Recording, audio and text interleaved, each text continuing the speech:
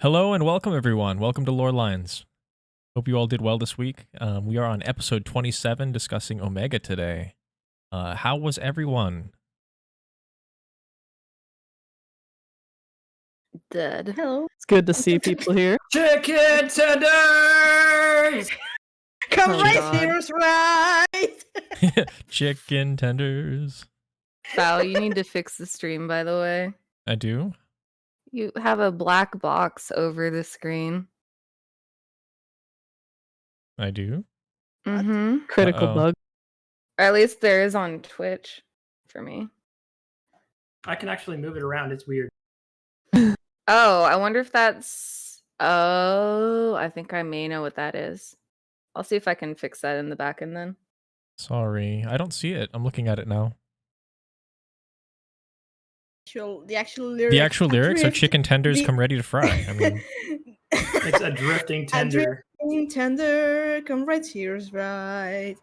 Come right, heroes, right? come Yep. ride, heroes. Ride. It's a Come straight up right space here, shanty, guy. which is so cool, by the way. Yes. Yeah, it is. Hey, I'm being called out.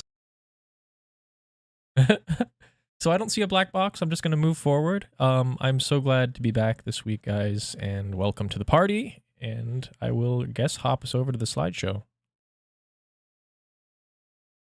This black box is weird. I don't see it. I literally Yeah, am I looking know at what my it's It stream. seems to be a From- closed caption thing, maybe. I don't know, Yeah. actually. Yeah, I'm it not- is. I'm not seeing anything either, so. If you click on the CC on the right and then click the visible button, it appears to disappear if it's popping. Yep, Yeah, I there don't it have is. CC Yep. on. Easy enough to fix Nothing that. we did. Okay. Well, it's something I did, but I know how to fix it because I'm the one that did it. Well, thank you. Oh, So, boy. Omega. Omega. Who likes talking about starboard and larboard? I do. I didn't have any problems with that one once I understood it. I did, because first, I'm not a nautic expert. Two, I'm not an English native speaker. So I Yeah. didn't have problems with it, and then I played tank, but was still like trying to do it as if I was on the other side of the arena Oh, facing no. north, and it was a problem. Same, Sludge. Same. You guys I any didn't have a longboards? problem with it just because I've played a lot of games that use the terms starboard, port, all that, fore and aft, so I knew what the terms meant. It's easy enough to put larboard as left in your mind. Yeah, kind of. In Ayumi's yes. mind. You don't know me. I have issues, okay? I mean, considering that in Japanese the names of the tags are basically left laser and right laser, it's like. Yep. It's all right. We're not going to argue When semantics, though. when they take down the data center travels and we run it together, I'll mark myself so you guys can follow me. We have the best localization, so I'm willing to die a few times in that fight. It's Or- worthwhile. Slides.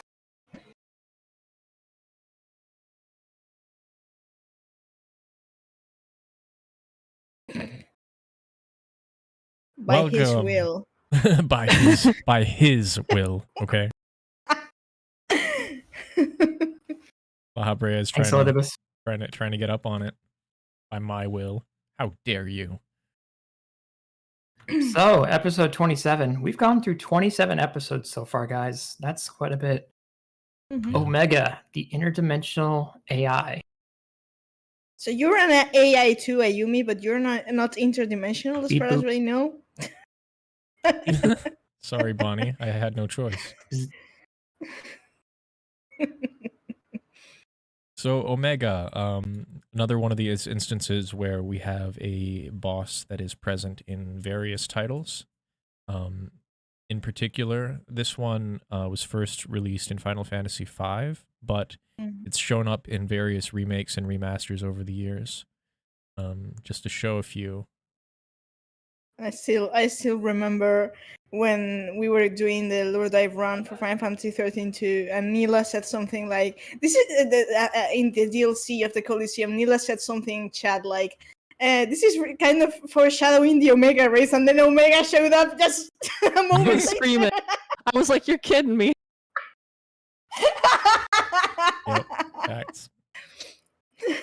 So they even put it in the Final Fantasy 1 remake for Game Boy Advance, PSP, iOS, 3DS.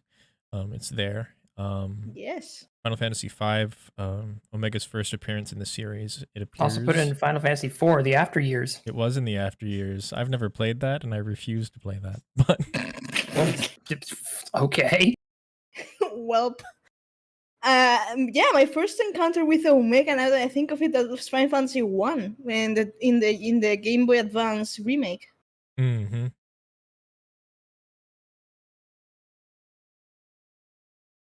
I was what, 7, 8 years old? I wish I had a better picture prepared for the 5 version. I say it a lot, but Final Fantasy 5 is vastly underrated.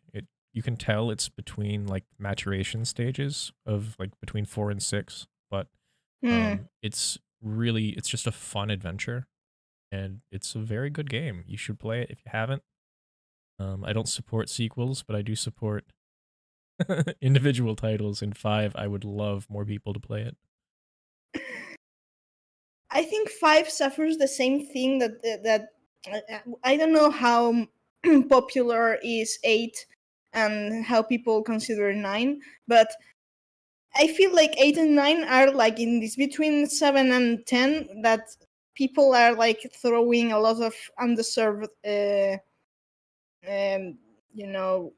shade at those titles, just like the same happens for Final Fantasy 5, I think. They're overshadowed, you know? There was another Crystal Chronicles. Uh-oh.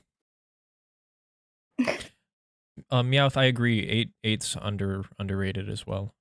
I didn't enjoy it as much as a teenager, but as a young adult, I replayed it, and it was a very good experience. I haven't played it, but as far as I know from the story, I mean, I know more or less the story of all games, but as far as I know, I found 8's story more compelling than that 7's story. But God, he was even into Cydia too. Yep. The thing about a video game is you can't just have a good story. You have to have good mechanics. You have to have good music. You have to have good art. That's one of the things I love about video games, but it requires a lot of work. See, for me, I loved 8 because we had a hand-me-down PlayStation 1 with 2 games, and the other was a jet ski racing game. So I played a lot of Final Fantasy 8. Wait, did you play Wave Race 64? I don't remember what it was. It wasn't for the 64. It was darn. a PS1 title. I don't remember what it was called. Race. I'm bad at racing games, so I don't really play them. I could go into the mechanics of 8. It's a good story and so mechanically playing. Anyways, back to Omega. In 5, it was present. The interdimensional rift was a big part of the story. Just gonna pull over to this again. Was it Omega an optional boss in 5, or it was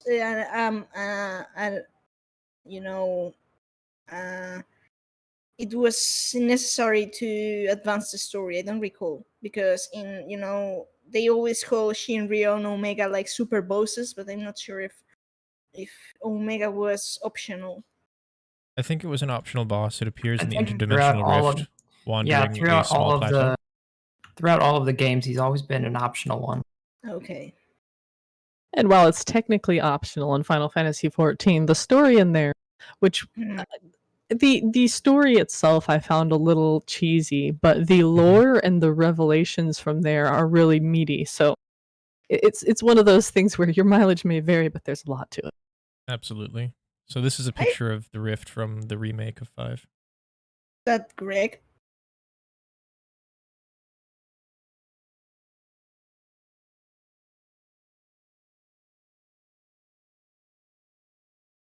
That it's so reminiscent of 4, even though I know it's right after 5. Mm-hmm. Or even though it beats P4, but man, I miss that kind of pixel art. Same, super same. Well, anyway, I added this little bullet here, X Zone. I don't know if those of you who played 6, but the magic used to kind of tear into the rift in 5 is almost identical to the spell X Zone from 6, and so take take. I'm actually surprised that you added that X zone. Yeah, I really wanted to because if you've played 6, you know what happens to the espers, and interesting that they use the same animation. I don't know if there's any hard linkage in terms of like the science or the cosmology of what the X zone spell does, but it's just an interesting side note. I know what happens to the espers, but it's the first time I heard the term. The X zone? Mm-hmm.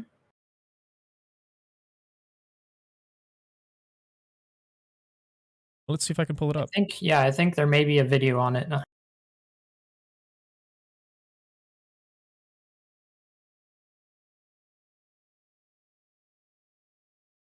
Accidental vanish X You zone. guys want to work out?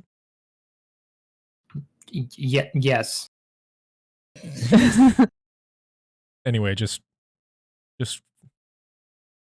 for the point.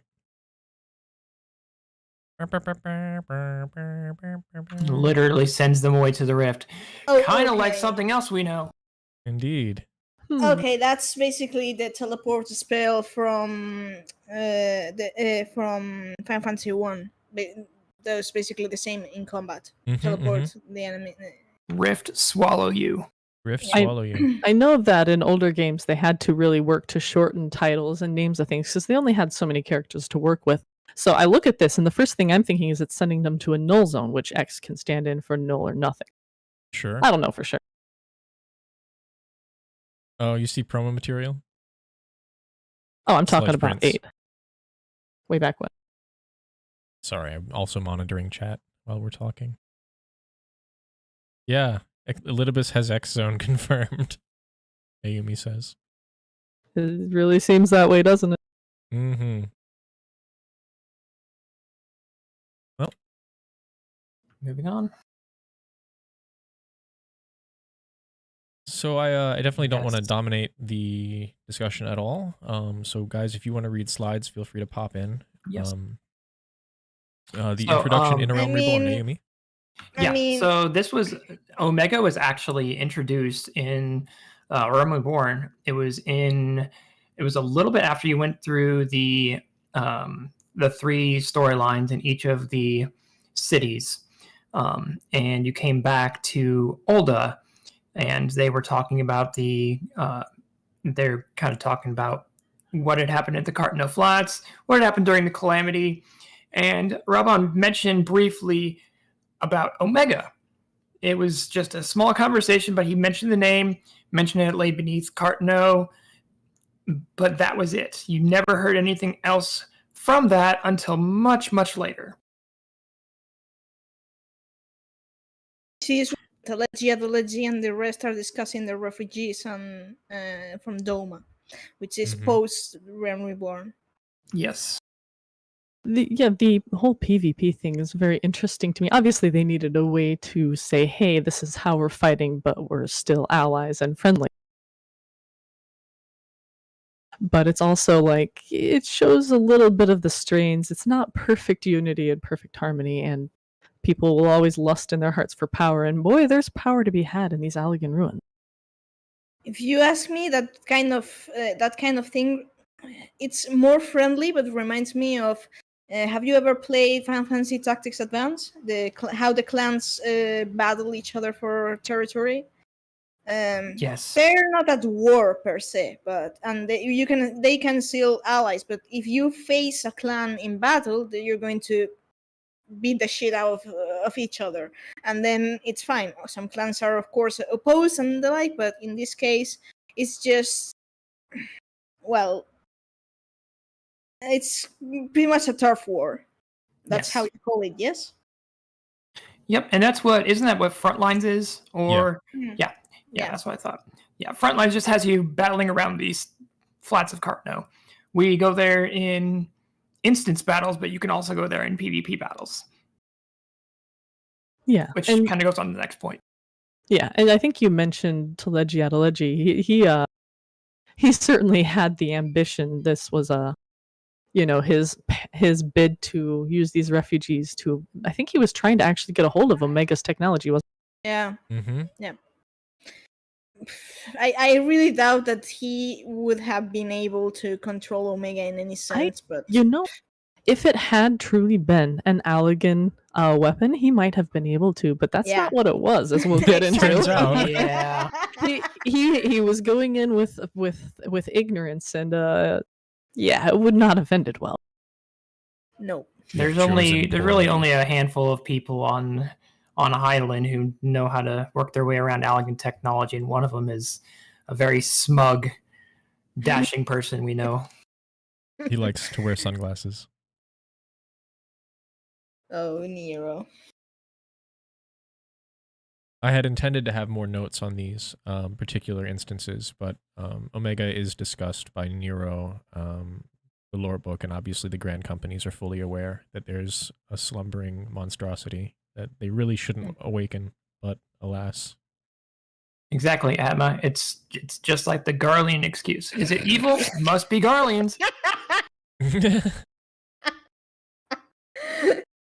I mean, Omega, even in design, I mean, it's a giant cockroach, but even in design, it's a roach. It's a beetle. What? Close enough. So, Mecha scarab. It is a scarab, yeah. Whatever. Omega is stylistically different enough from Allag technology, of course, but you go tell that to the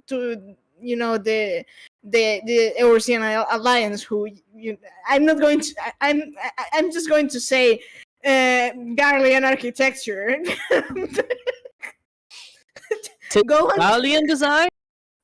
Yes.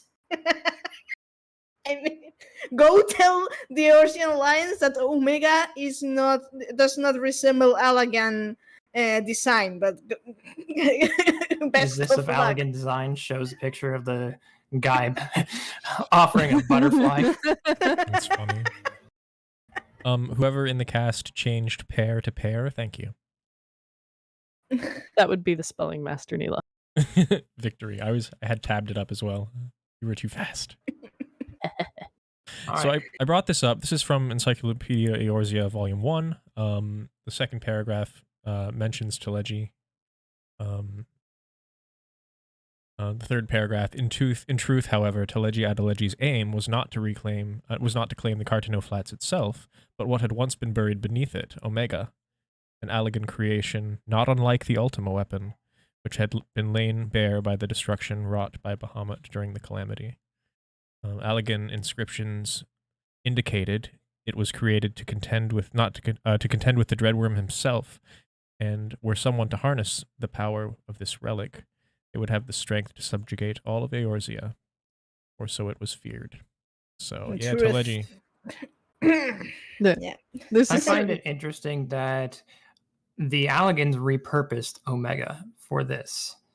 Mhm. And they somehow did it with knowing that the technology was not of this world. But they managed to do it, and they still lost. It's actually True. very interesting to me because, as we'll get into later, I do believe Omega Weapon was part of what was used to capture Bahamut, Primal Bahamut. It makes sense if this one was sent here to take care of Midgard's armor. Well, his birdlings are big and a big problem, so it does seem like it would fall within its purview to also deal with them. So, Absolutely. it makes sense that they'd be able to do this. They're not having to completely rewire it or anything, just maybe redirect it a little. But then it also got nuked by It's Bahamut. entirely. Oh, sorry. Oh, go ahead. That was all I had. No, it's saying that it's not entirely impossible that we don't know exactly how the Allagans contacted Omega, but it's entirely possible that Omega was a fully functional AI, so it could be, and we know that it actually wanted get stronger and stuff, but it also pursue dragons. If the Allagans told Omega somehow that, hey, we need you to capture a big ass dragon, Omega was going to do it. Or consider this. This is definitely ranging into tinfoil a little. But imagine you're an AI sent to take care of this. You run low on power. These people wake you up. it might have been clever enough to manipulate them and have them be like, we need you to help with this. And it's like, oh, I guess I'll help. Yeah, well, I don't know. For it to be an almost autonomous AI, and remember when we broke Omega out of its stasis, he immediately sensed the presence of a dragon, immediately sensed the presence of Shinryu, and immediately was sent to dispatch it. They literally didn't press any buttons to say, hey, target locked or anything. It was autonomous. It knew. It went sought out Shinryu. So it could be the same. Then again, venturing into tinfoil hat territory here, it could have done the same thing with the Allagans, in that it was put into stasis when it crash landed. The Allagans probably woke it up, and it sensed the presence of the dragons of Mericidia, Bahamut specifically.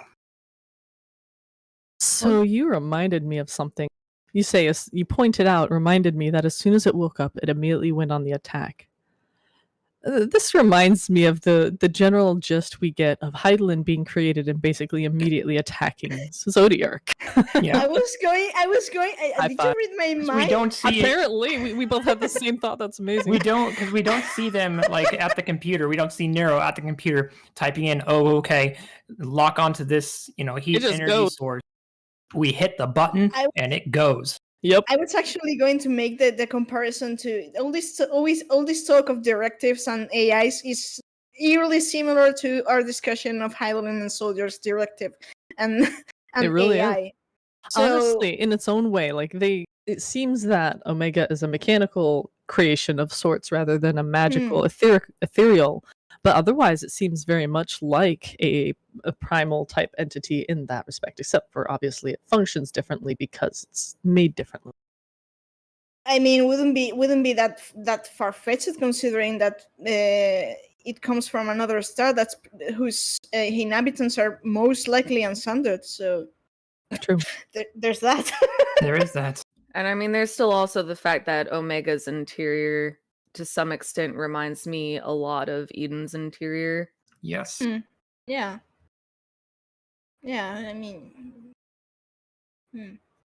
I can't find this explicit text, but somewhere in this lore book it mentions that Omega was found within, solid rock somewhere. And then... Yeah,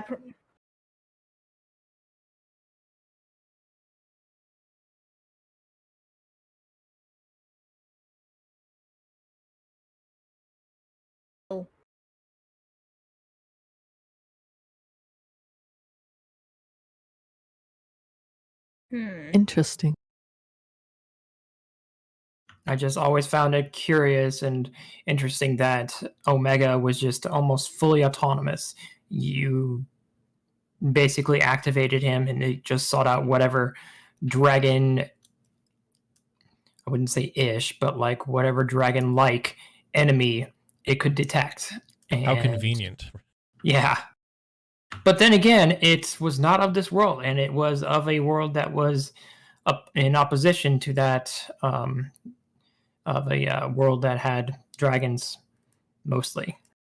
I don't think we'll ever get the answer, but I'm very curious how it got deactivated after doing what the Allagans wanted of its own accord.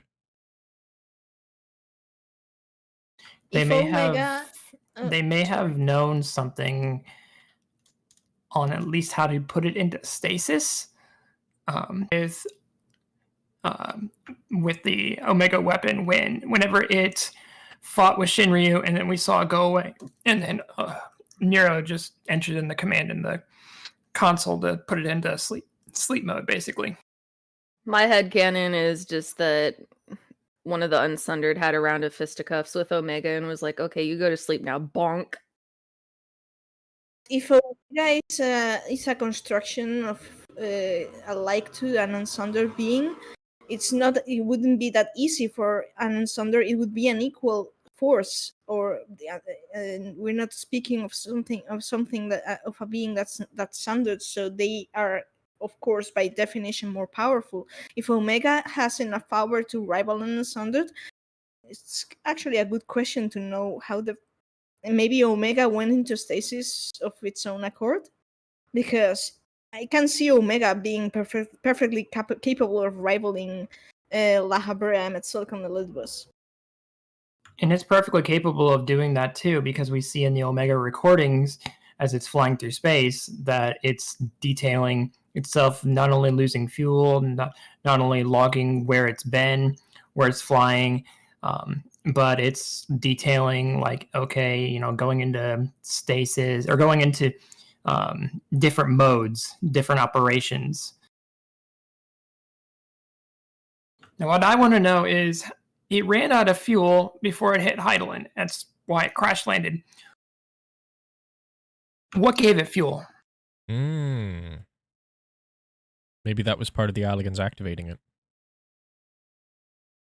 Because it didn't have any juice when it crash landed. So the Allagans must have known something of how to reoperate it, restart it, and refuel it. This is going to be going into tinfoil hat territory again a little bit, but I would think that if the Allagans were capable of space travel as the malformed creatures that they were, that when the world was still whole, the Amarantines likely had some form of communication, if not travel, with other worlds. So it wouldn't surprise me if they knew and were in contact with both the Dragon Star and the Omega Star at least some juncture.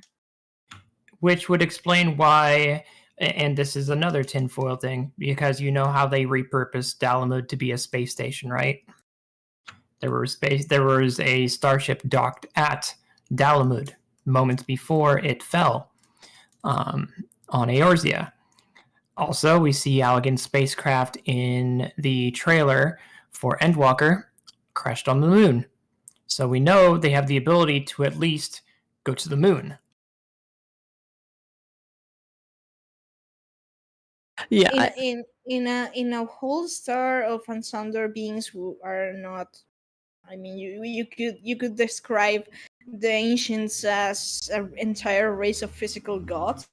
I think it's not far-fetched to think that other unsundered creatures and races all over, let's say, an area of the universe were able to interact with each other. In fact, the Dragon Star and Omega's homeworld were at war, and there were two different planets.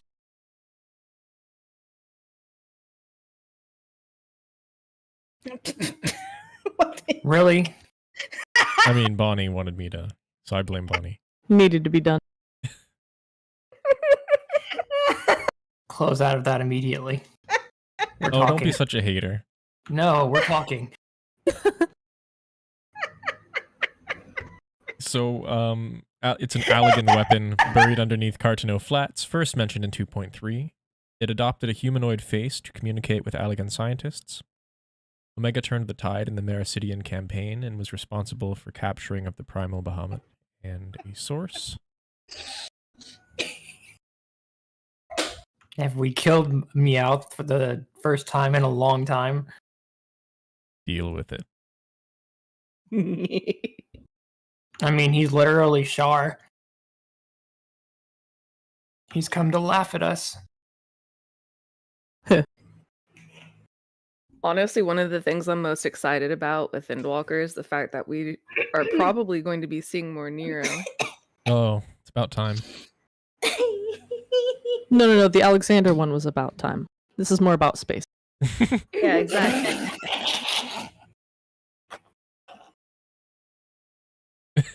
It builds the G Warrior. Nero builds the G Warrior twice its size. Come, Garland!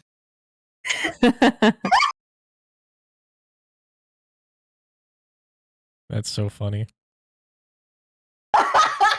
Okay, who wants to discuss the garden?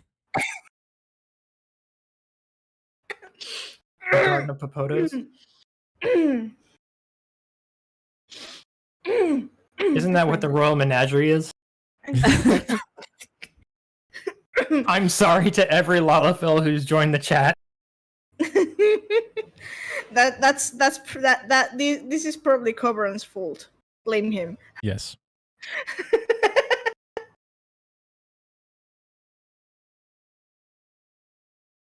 So yeah, I would say the Griffin, the whole Omega thing starts because Ilbert is being a jerk, and he decides to summon a big ass dragon, and yeah, the only thing that we know that's capable of taking on such a thing is Omega. So that's why we decide to let it loose, basically. Yes. Suspect logic at its best. So with the thing with the Griffin, so we know that the Griffin, aka spoiler alert, 3, 2, 1, Ilbert. We know he attained the pair of eyes from Elidibus in order to summon Shinryu. In summoning Shinryu, Omega was activated from us, and they went into a nice battle. He just dumb move before she died. Then a much smarter character, Lise, appears. Actually, I wonder what would have become of Shinryu if Omega hadn't activated and taken off after it. Because it was basically just the manifestation of Ilbert and all of the other Alamegan. It was a very brutal cutscene. Right. Yeah, it was really, really harsh. Really grim and gritty. I always recall when new streamers get to the Belsos Wolves cutscene, and that scene is really. What I find interesting is, or what I find, I wouldn't say it was interesting. Well, it's kind of interesting, but kind of like, thought-provoking.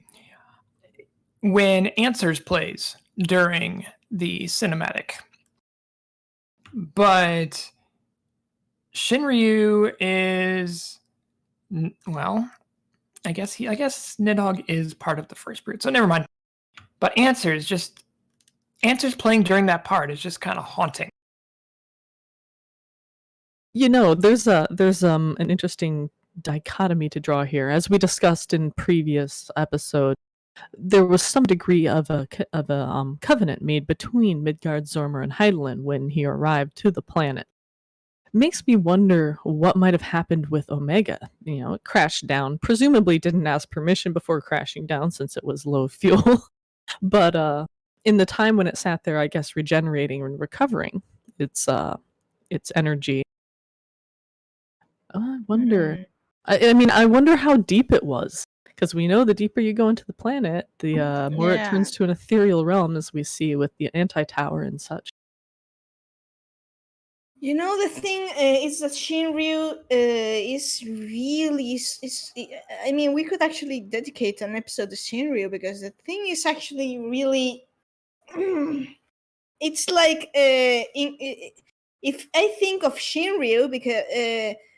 Ilbert, and he used the souls of the people who died cursing the empire, and he kills himself to complete the ritual. It's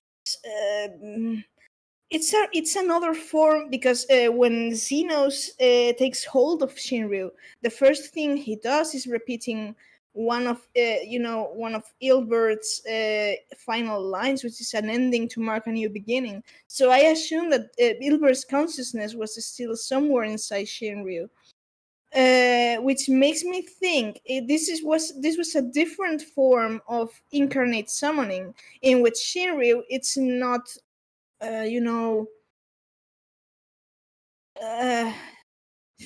because it requires a specific soul to be the medium, but not in the body, but it conjures up this body of sorts, you know. So Shinryu is and it requires the death of the summoner, and that's kind of.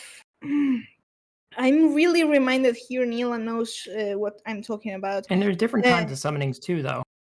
Yeah, but I'm reminded of Caius Ballot from 13.2 because in normal conditions, his Chaos Behemoth form, the incarnate summoning was a way to summon the Eidolon that consumes the life of the summoner.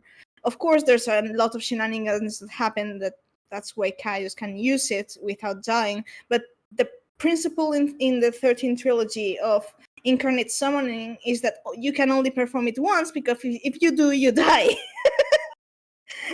So, One and done. and yeah, and the thing that this is Chaos Behemoth and Shinryu, that's kind of making it's triggering some it's triggering me, let's say. Atma Prime says that's possible. I'd have to think if Midgardstormer knew they were being followed. Not impossible, but he seems surprised when he recognizes Omega's ether in the Jorn in the fringes.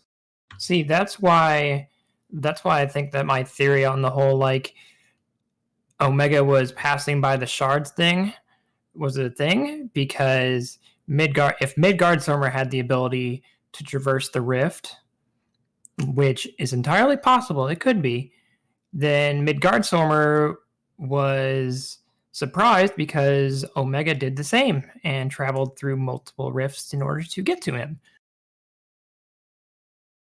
I actually wonder if Midi just straight flew here. That's what I wonder too, but I could be wrong. That's tinfoil hat territory again. Fires extinguishing in the void of space. It's an interesting They thought. don't really elaborate on that, so until we get more information, the only thing we can do is speculate. Yep. Yeah, like the only thing we really know about how Midi got here is that he arrived roughly 1,000 years post Sundering, and like I think that's literally all we know. Going on to Papalimo. Yeah. So, as we know from the cutscene, Papalimo decides to sacrifice his life's ether to incant the same spell used at the end of the 7th Calamity.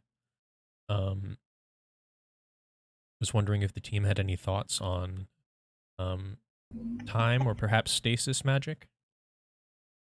So the spell itself, we know, well, as far as what Ida, aka Elise, aka whatever you want to call her, it's basically she knew that it involved giving up one's own life for that spell. However, if you've done coils, Louis Sois didn't have to, or at least it didn't go that way for him, and he instead got the power of a primal to turn into Phoenix. So I wonder if there's two different versions of the spell. No, I think not really, Ayumi. Sorry, if I may. Go ahead. I wanted to. If you recall, Louis Sois tried the spell. The thing is that Bahamut broke it, so he never completed the spell.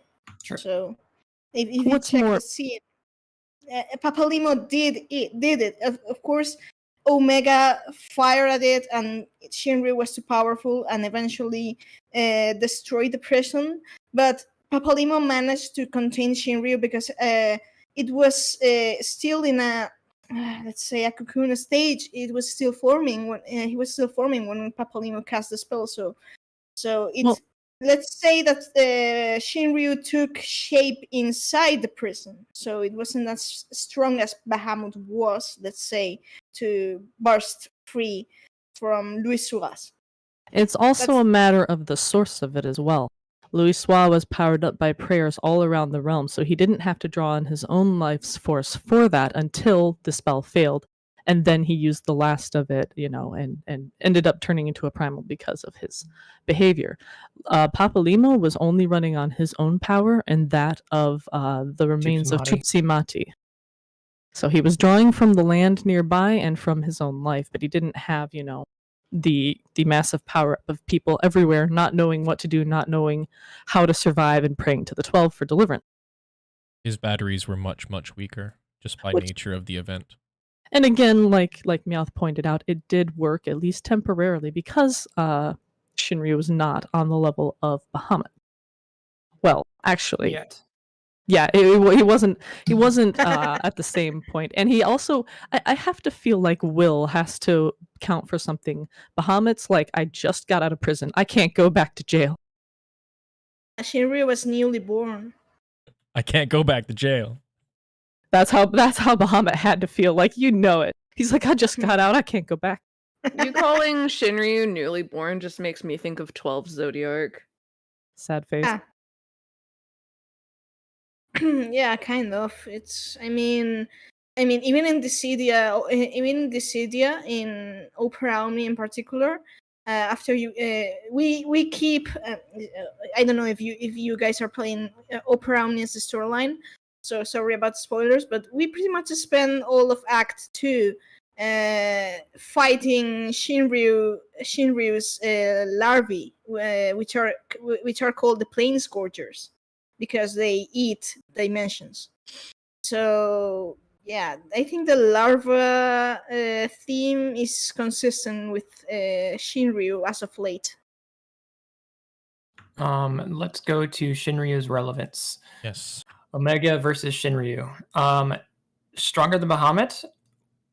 That's up for debate. That's up for very good debate. Ilberd thinks that it is more terrible than the very worm of the calamity itself. What I believe is that he is more multi-aspected than Bahamut and can do a lot more elemental damage than Bahamut. I would also, if I may, I'm sorry. Go ahead. Don't be sorry. I would please. also point out that Bahamut's original summoning wasn't to be like, go kill the people we hate. It was, I miss you. Please come back to me, my love. So, the intention of the summoning must have some degree of effect on how the summons behaves, I figure. Obviously, you get angry after being imprisoned for a long time, but the original intent was very different. It's a curious thought as well. That's why I wanted to bring it up, because... Yeah, but... No, go ahead, Val. Thanks. Yeah, go ahead. It's curious because obviously you have the living dragon first brood Bahamut, who is killed in a war with the Allagans using chimeric beasts and technology stuff. But then when he comes back as a primal, that's when they unleash Omega. So one wonders if that was just the way the history timeline worked out, or if they had known about Omega the whole time and perhaps unleashed it against the primal version along with their undead void sent army, because of tempering potential, perhaps, but not necessarily because of battle strength. And it's really hard to negotiate this question because essentially when we see Bahamut in the Calamity, he's an insanely huge kaiju planet-busting monster who's had thousands and thousands and thousands of years of genetically sustained prayer up in a space lab. And I don't know how you compare that thing that Louis Soix fought against with Shinryu, despite all of its horrible potential. I think that it is more or less because it's the Asians later note that Shinryu was born out of a one man's desire for burning vengeance. And it was also sustained on the whole army of the resistance army's will to defeat the Garleans. So it was nothing but vengeance and retaliation that he was sustained on. Exemplified by the eyes of Nidhogg, of course. Yes. So that had a hand in it as well. I think Xenos describes him as a being of pure violence, just a single-mindedly destructive. Mm-hmm. And so in opposition to Bahamut's situation versus Shinryu's situation, it's basically power versus vengeance. An insane thirst for vengeance. Yeah, it's I think it's more when Ilbert goes on about calling a worm which is more powerful than Bahamut himself. I think he doesn't know what he's talking about, which is again very usual from 14, the unreliable narrator. So we don't have to take what Ilbert believes it's going to be to what it actually is. It's undeniable that Shinryu is quite powerful, but we will have to pit Shinryu against Bahamut and see what happens. Indeed. And yet Omega chased Midgard-Sormer from his planet. It's all very, very muddy, isn't it? Yeah. We will find out one day. We better. So,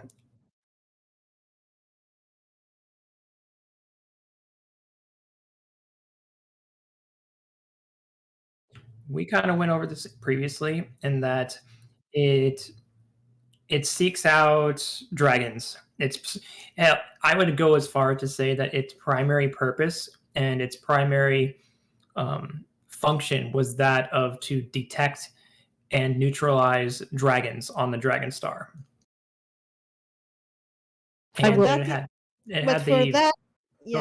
Sorry. No, for that, I understand that there's two major directives that Omega is following. One is chase and delete dragons, which of course makes sense considering the context in which Omega was built.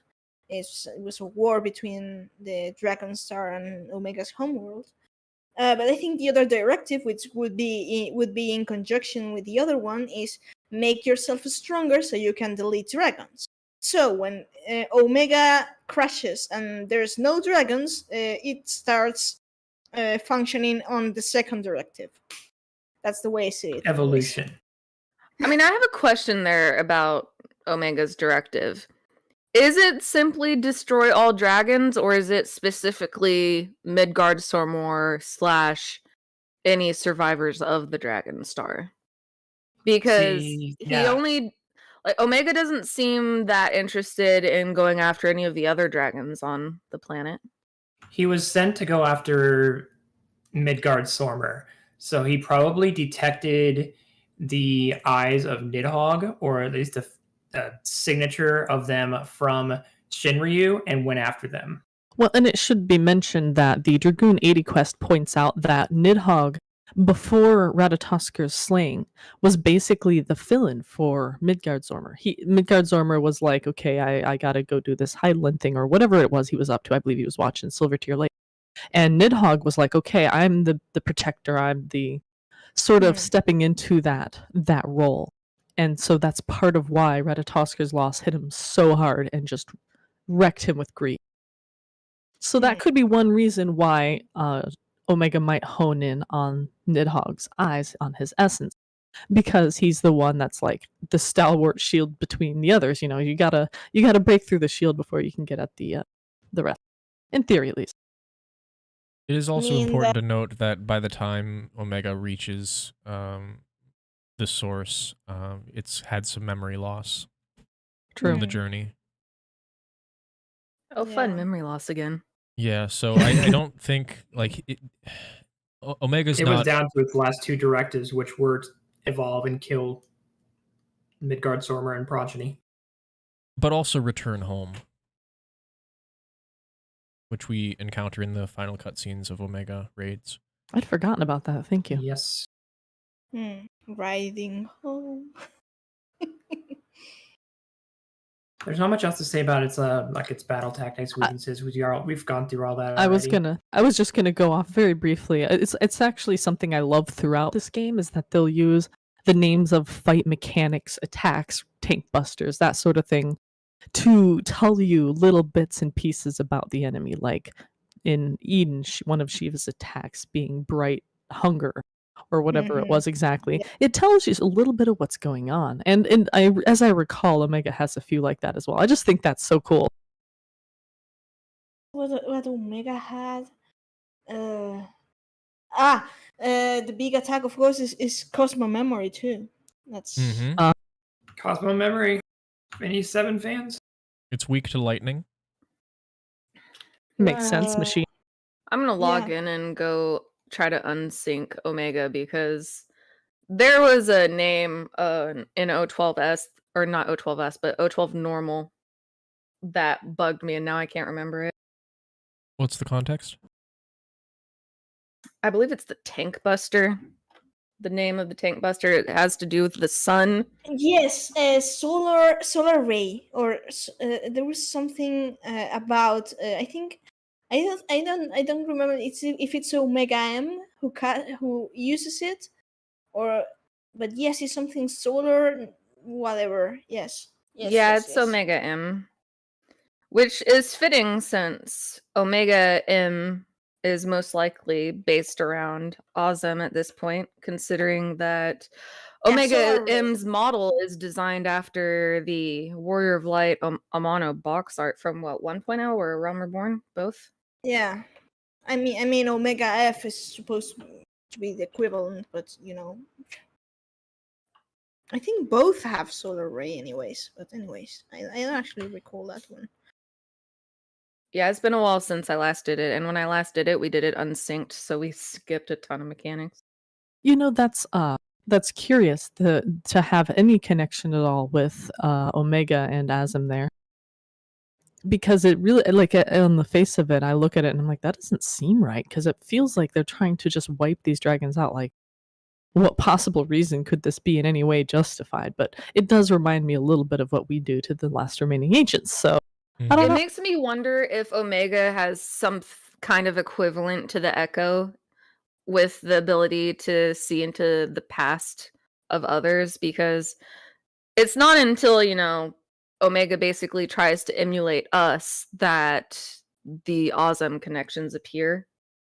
And That's I'm just true. like, Well, it's trying to mimic our powers, which come from our overly powerful soul, I think.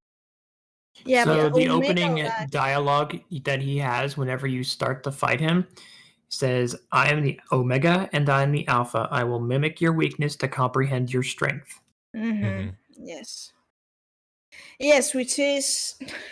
I mean, do you recall the other day, I think it was the other day, Nila, when we were going through Line of Returns, Lord Dive, and we met this small robot Bhakti, and we saved its soul, but it's like, do machines even have a soul? And you actually noted to me, this is reminding me of Omega, and I was like, well, the way that Omega, at least by the time of the short story, which, by the way, if you haven't read it, it's a very cute short story, seems to actually have a soul.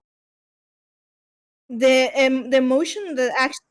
emotion that Omega actually in the short story speaks of is the emotion of hope, which is not wing wink.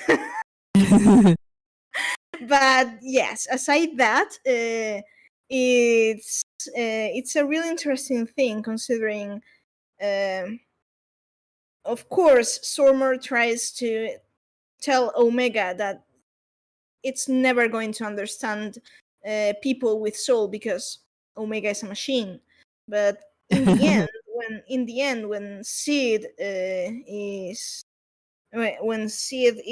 trying to explain Omega, at least Omega has made an advancement, and Omega has deduced, okay, maybe I have to know my weaknesses to become stronger, which is a huge step for a machine. And then when we defeat Omega, and Sid explains, it's Omega's final words is, I think I understand. And what we see of its AI in the small Omega thing that accompanies Alpha is that indeed it's still learning, but it's developing, let's say, feelings and emotions. Which they do link thematically to souls in the game. Yeah, basically. Yeah.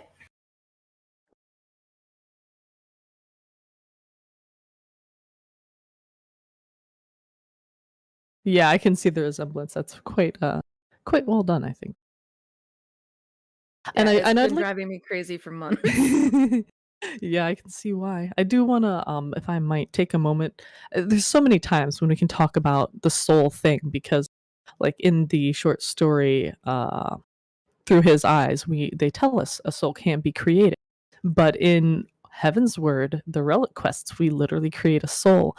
In the Omega quest line, a machine gets a soul.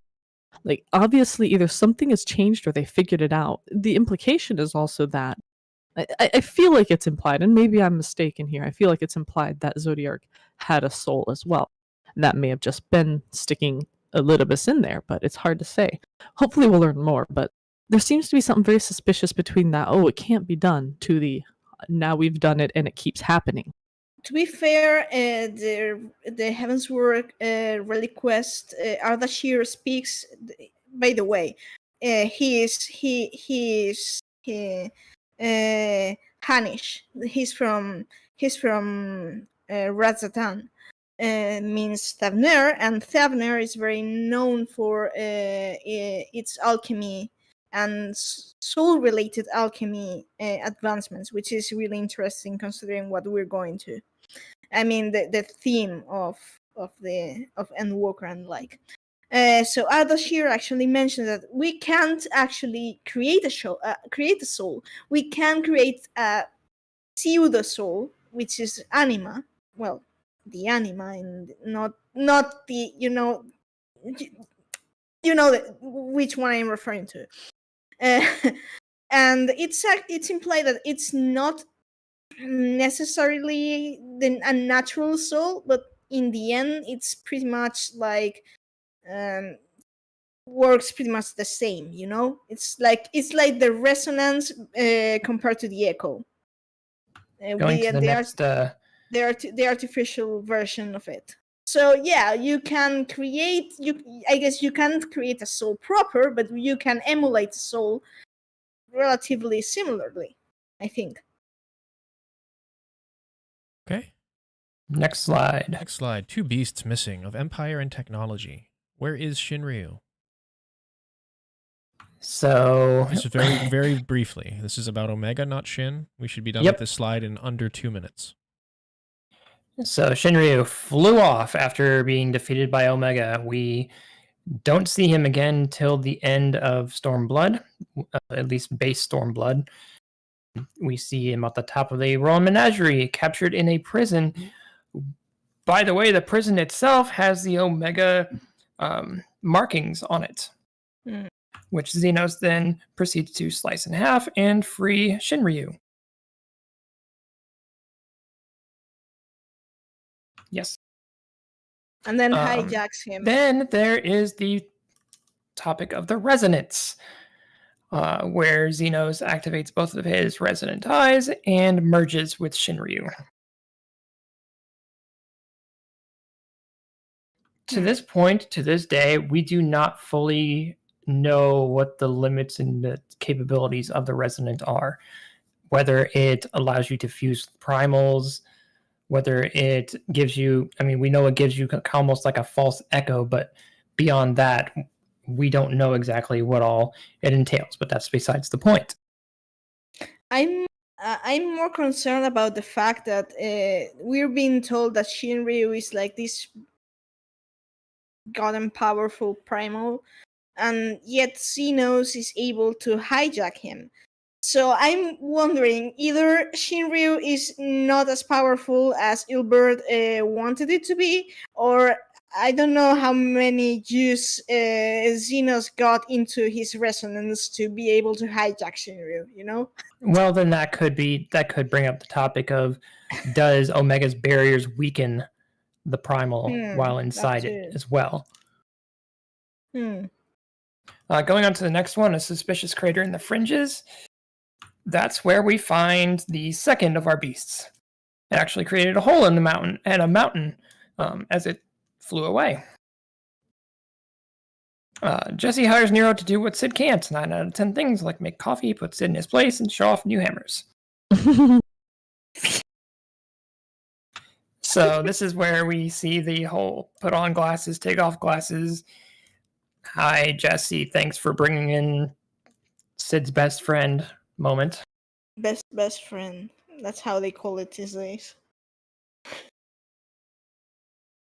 Yes, thank you. He joins the team, and we all kind of go through this little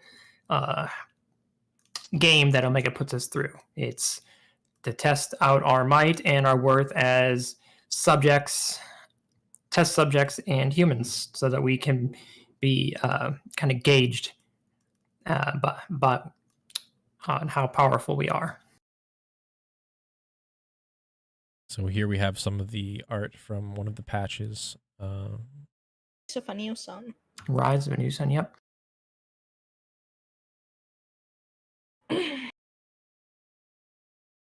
So, at the end of MSQ, obviously a raid series unlocks, and we have Deltascape. Dimension Apart, the Interdimensional Rift.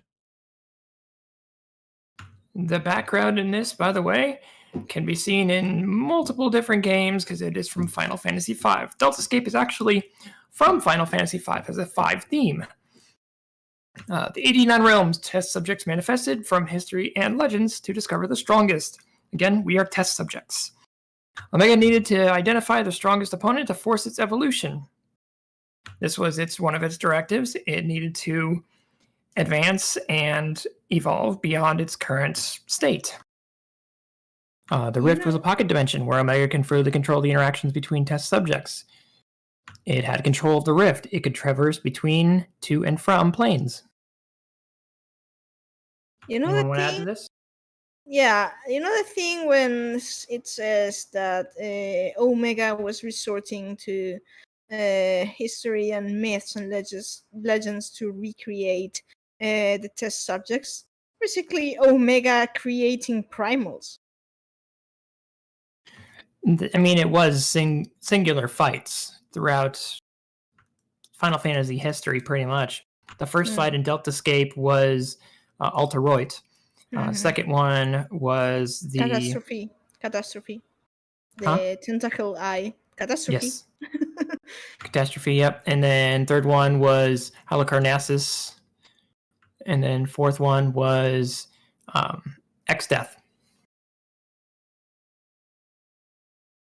So, yes, it could have very well been primal manifestations that we were facing this whole time.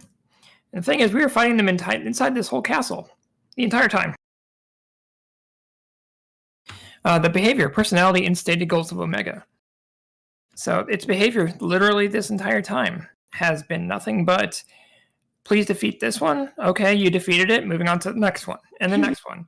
Congratulations, you've moved on to the next level. I'm still condescending. You can't fault Omega for being condescending. I mean, it's a machine.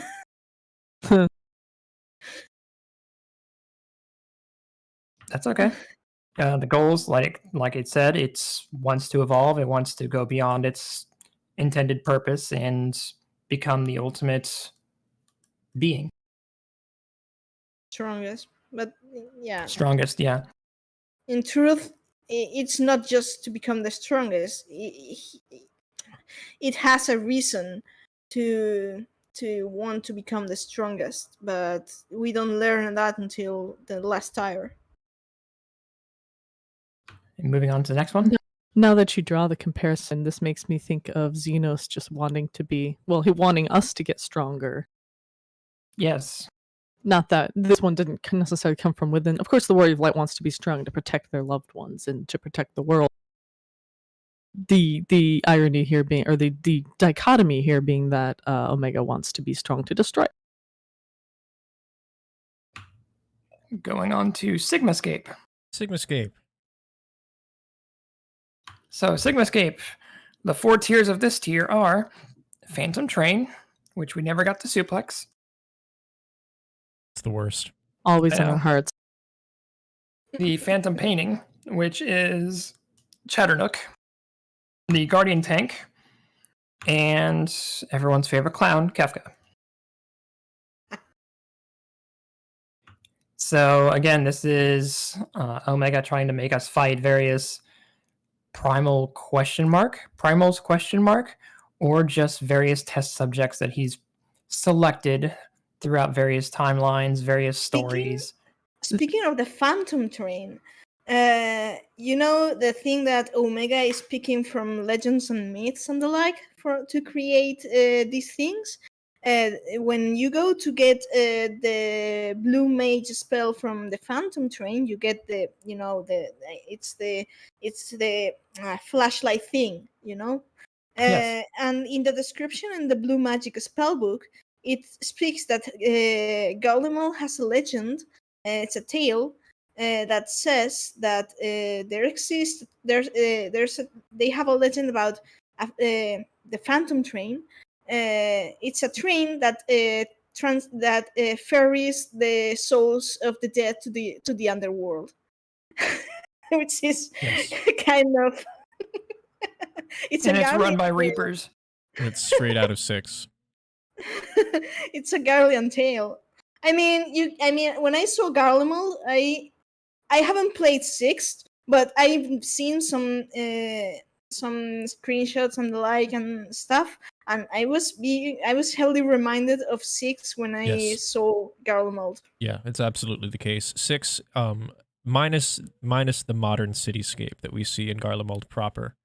In general, the Empire has a very Gestalian Empire look, like a very Final Fantasy VI look. The Magitech Reaper is straight from 6. That's the primary Magitech armor that they use. There's a bunch of other ones, including the Predator, which we see, but it's the most iconic one. It's the one that's that Terra uses in the beginning of the game and is seen throughout the game. So that plus the Phantom Train lore. I also There's really a little enjoyed. tidbit. You remember Cyan's? Yes. Cayenne, Lord Cayenne. Yeah, exactly. So Lord Cayenne, spelled Kaien in Final Fantasy XIV, is Hien's dad, the previous king of Doma. In 6, the Kingdom of Doma, the retainer to the king that you get in your party is named Cyan, like the color, Cyan. Probably mislocalized, honestly. And part of that story, he loses his family, and at the end of the Phantom Train normal, you see the child. And the mother. I'm not so sure that it would be a deliberate mistranslation, because Cian's full name is Cian Garamond. Yes, Garamond is if I recall, it's a brand of paintings. So it would make sense that it would use the name of a pigment or a color to Cian. You know. Oh, that's totally fair. That makes sense. I was commenting on the phonetics. So Cayenne. Yeah, I know, but Cayenne. they use the Japanese spell. How do you spell in Japanese for 14, while in 6 it becomes a whole a different thing, but because Lord Cayenne is not Cian Garamond. Facts. Next one, stop hammer time. If I can whoa. I'm sorry. I wanted to talk, actually, if we were done with that, I wanted to go back to the creation magic a little bit, because I noticed that the way Omega creates these things does remind me a lot of ancient creation magic. It has some sort of a reservoir and it pulls from that. But it's also definitely reminds me of, it almost seems like foreshadowing for the Eden raids, because we do a similar thing with Eden, with Reen, to have her create these entities that we then vanquish. Yes. I love it. And obviously Omega's an AI that develops a soul in the story, but this makes it a different type of being from an unsundered ancient. But nevertheless, it is absolutely creating things from pure ether or energy or nothing.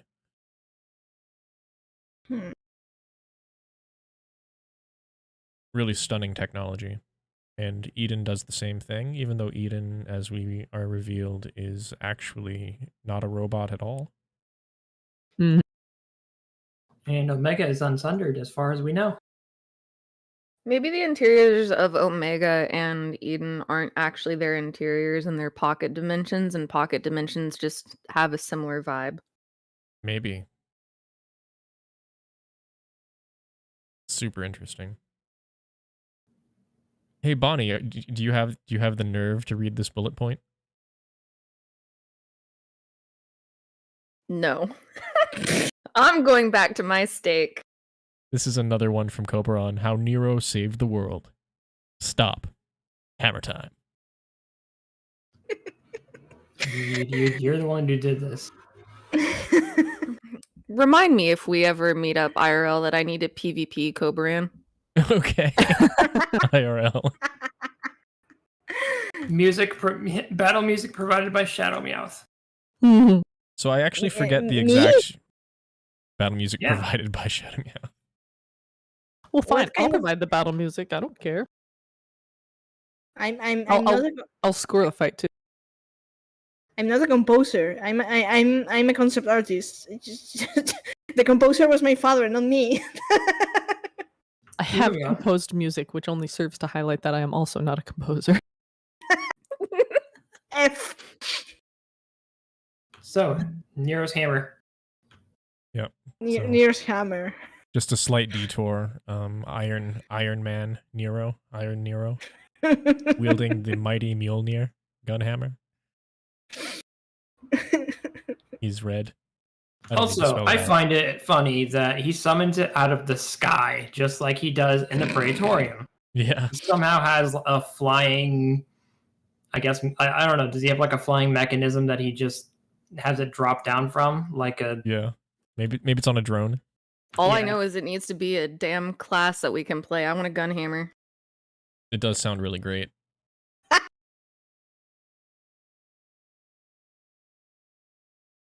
He's got a Jarvis, yeah. He's got a Jarvis. So Alphascape. Alphascape. That's what it's called. Sorry, only cool kids get hammer, like Nero and Gaia. Mm-hmm.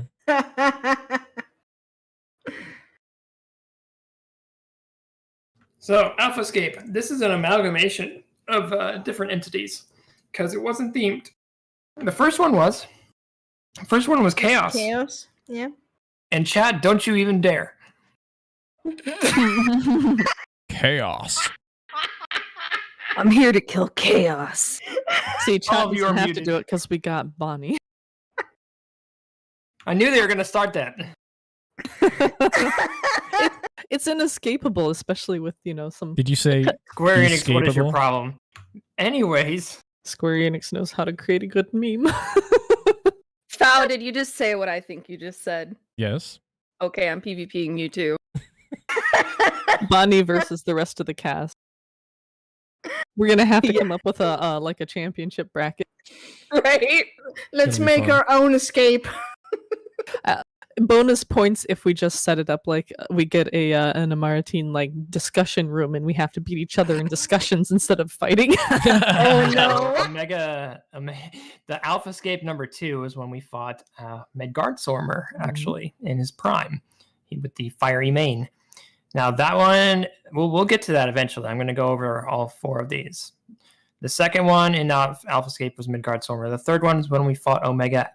Actually, the machine itself, and the fourth one was when we fought both its twins, male and female. Midnight. Do we want to comment on Midgardsormr? We do, but Midnight Colrath says we settled this like complete beings in classic debate. Indeed. Where's my soapbox? I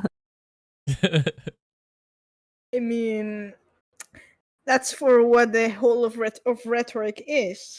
Instead of, I mean, well, anyway, that's a discussion for another day, but... I hurl my soapbox at you, Meowth. You go first. What? What have you done now? I'm not going to hit you. I'm saying you go first in the discussion. Right Anyways. now, or... Okay, don't. Uh-oh. I broke her. Critical error.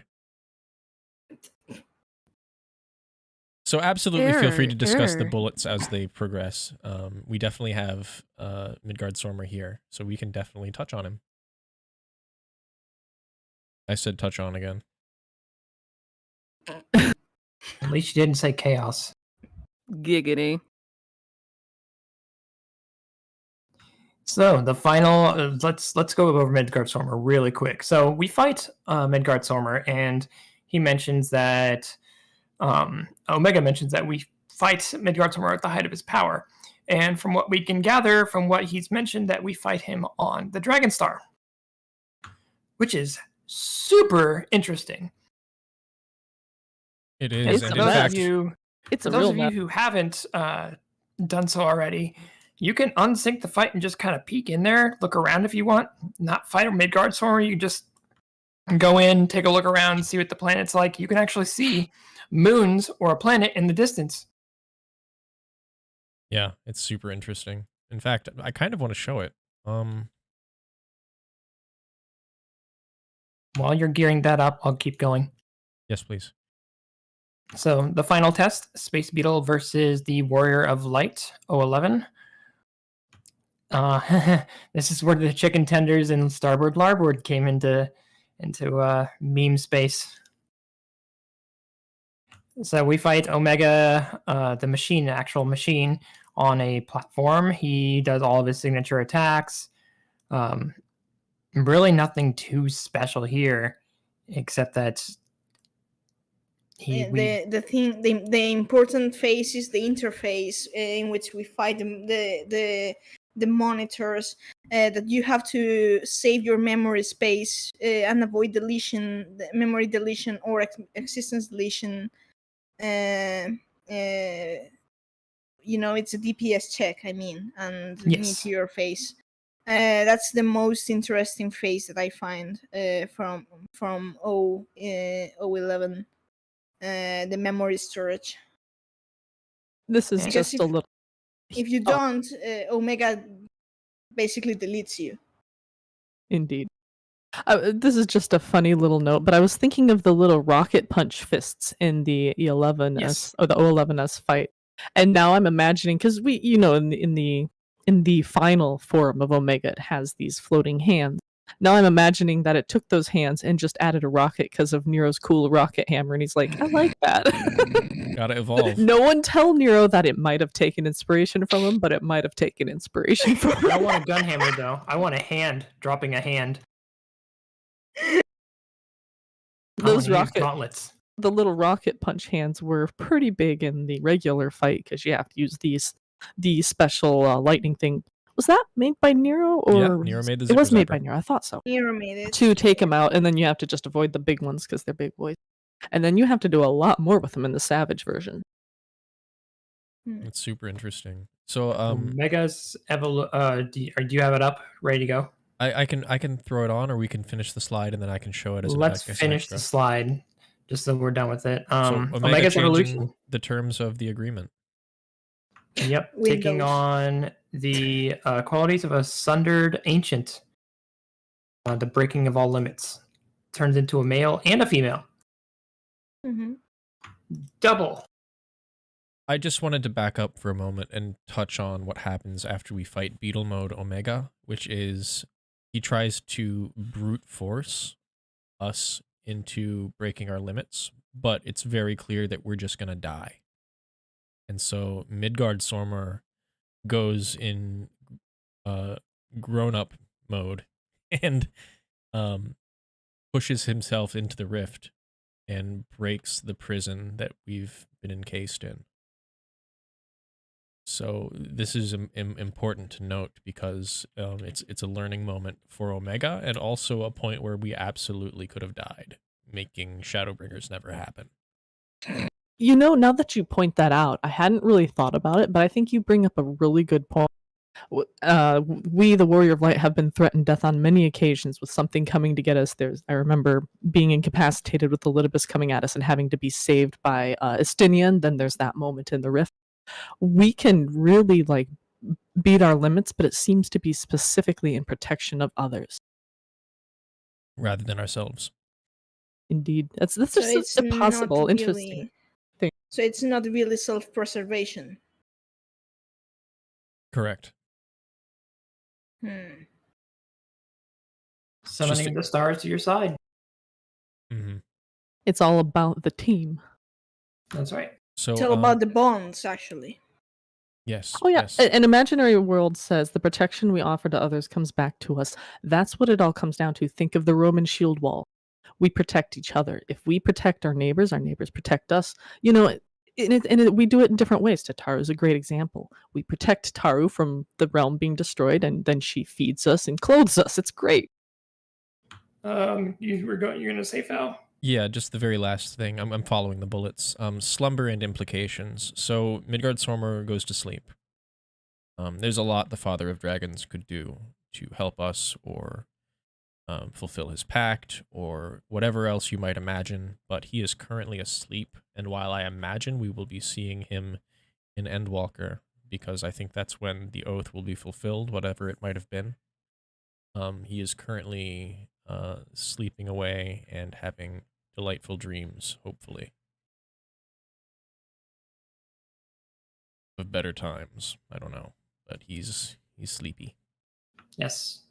Do we want to go into Omega's evolution now? We do.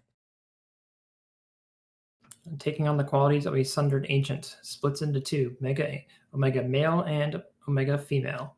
This is where we were kind of hiding in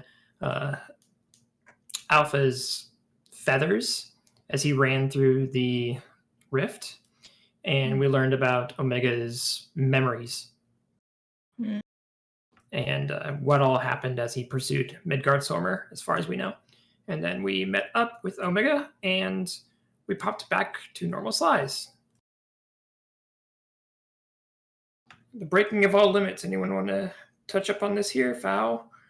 Yeah, we've discussed this before, but the gist of this bullet point is that it seems to be a unique quality of what Asians would call mortals, that to even have something like a limit break. It's very odd. It's a weird thing that we seem to be capable of, that everybody is always surprised, even though they're many, many thousands of years old. Like, this is something that people shouldn't have access to.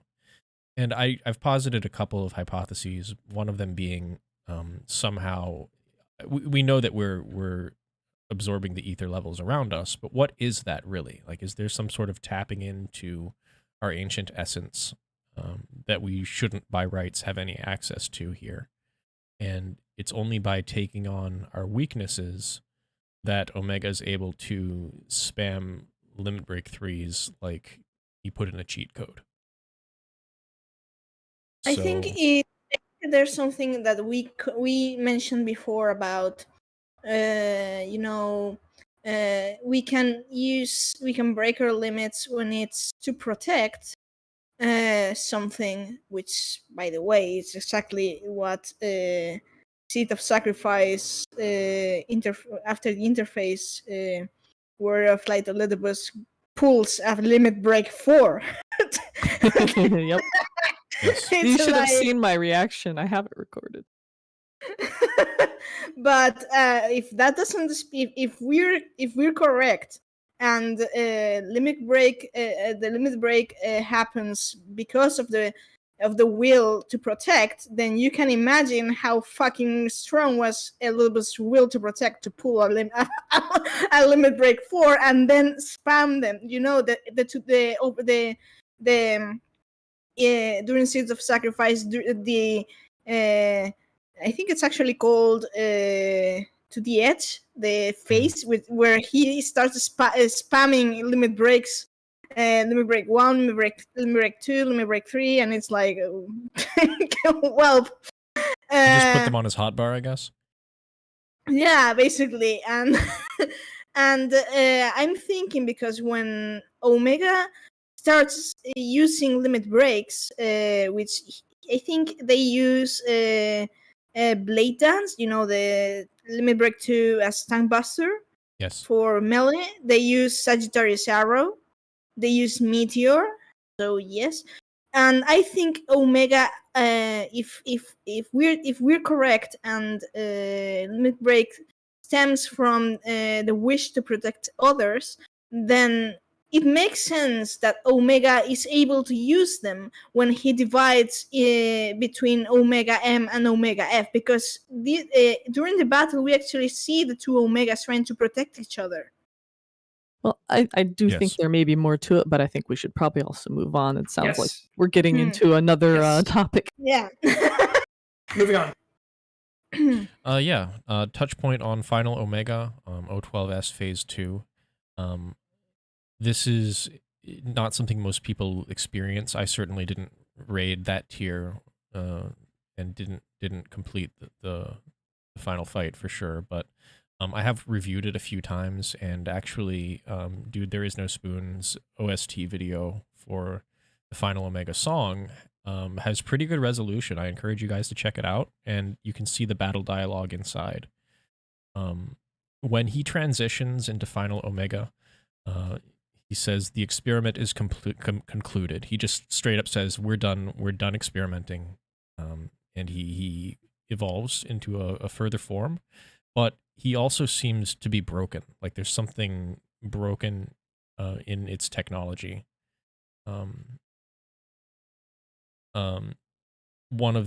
every once in a while when you're in a fight, you'll see environmental text show up. It's gray boxed, it's not in a quote, but it'll show up. When he's doing his super attacks, it says time and space begin to crumble, their laws forsaken. So keep in mind the final days. Yes. Witness my coming, I bring reward and retribution for all. It's very interesting. And then a critical error is a tank buster, I think. Yes. And, well, honestly, all of the attacks throughout that Savage version are all very much like computer code, computer stuff. Like you have the archive all and all these different things, which are like different data manipulation and access sort of stuff. It's very technological. Using the term "I am the Alpha" and "I am the Omega" is very. I don't know how well do you know your Christian symbology,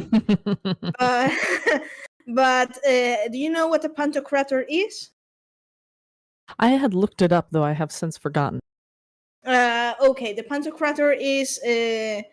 I think there's one of Final Omega's attacks is named like that. Yes, it's in 11 actually, but yes, it's in. Oh yeah. Okay. Anyways, the Pantocrator is in Romanic style in history of art. It's a representation of Jesus in sitting with his hand like lifted, two fingers raised like passing judgment, in some sort of almond shape, like a halo, and there's the Greek letter alpha to the left, and there's the Greek letter omega to the right. So it's meaning that I am the beginning, I am the end, of course. So it's basically a representation of Jesus as God, So when you see when I heard first the Pantocrator in Omega, and if you actually let me find the most famous Pantocrator I can recall. We'll discuss this at a later time. Yeah, but anyways, that thing is really interesting because to me this line is pretty much saying I am a god, but it's it's using the Warrior of Light as a blueprint to become a god, and I think that's exactly the wrongness of the whole thing. Like, there's a critical error because how can you be a god when you're trying to be human? It's kind of it was transcend, I think, or trying. Next slide. We could go. I mean, we could go into a philosophical discussion here, but no, it seems topical, and we don't have that much left. So I thank you for that tangent. I actually did put up the image for a few seconds.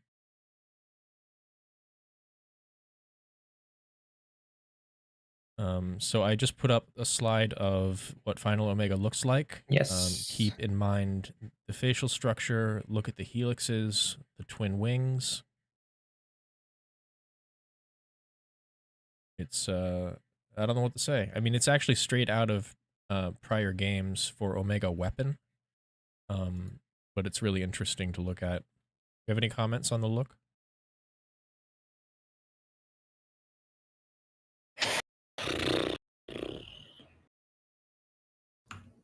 I would say yes, but the most the DNA chains are what mostly intrigue me. I would say, yeah, I agree with that.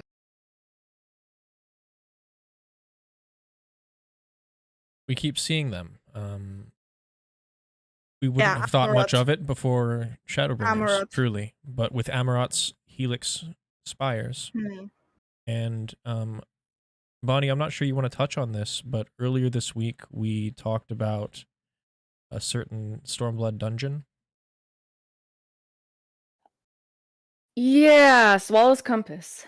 Yeah, Swallow's Compass. Just in a cursory fashion, it looks like there's ruins in those mountains that are shaped kind of like Amarot spires. Would you like the screenshots again real quick? That'd be great. And the context, just for the viewers, is...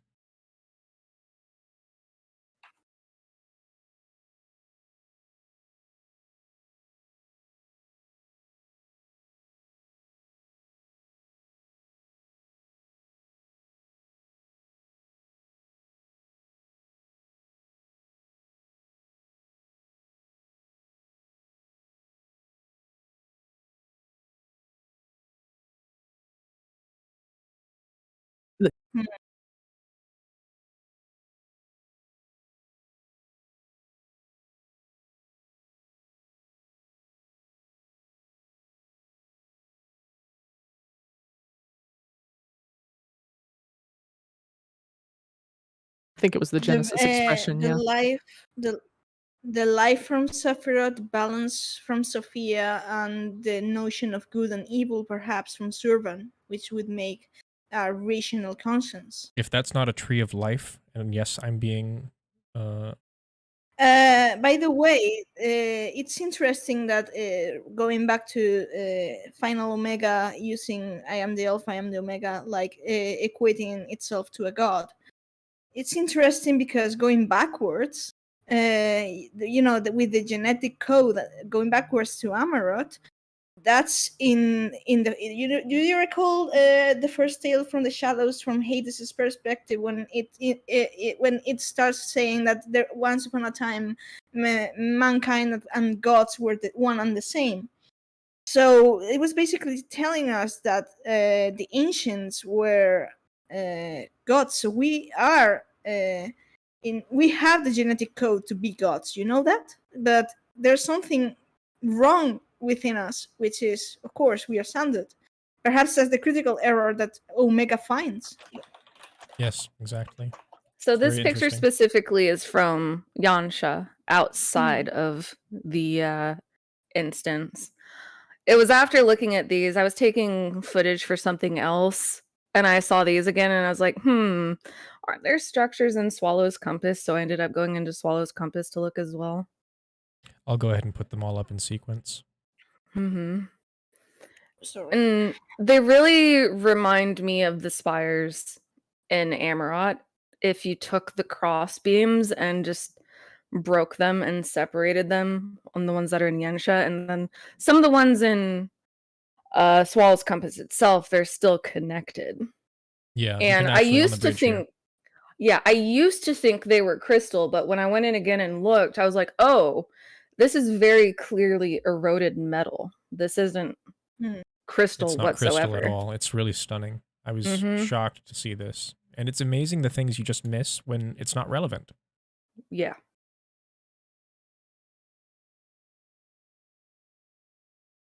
That's why going back to replay this game long after the fact, it still has so many revelations. You look back and be like, wait, that was there the whole time.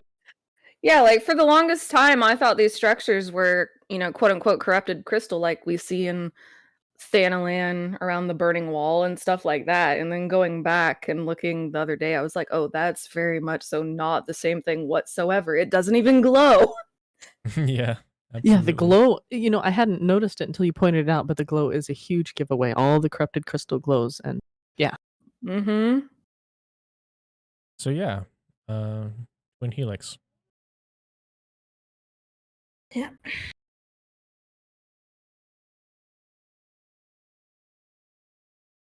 Ulrath supply an image for us? Oh, he's connecting. Oh, interesting. Yep. Should I share this as well? I guess I should.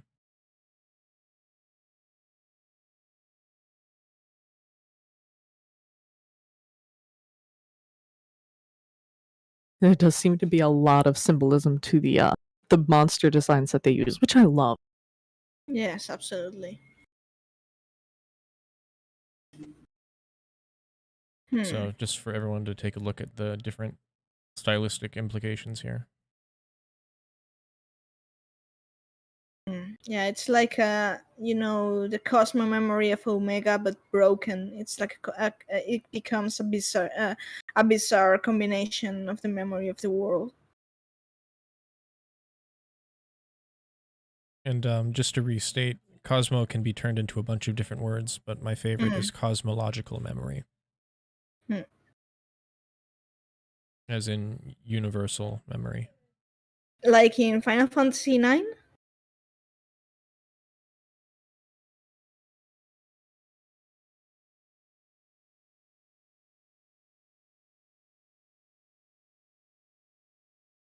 Is it in 9 also?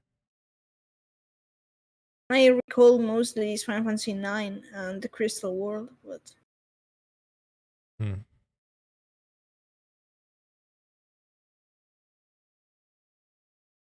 Well, we are on the next slide now.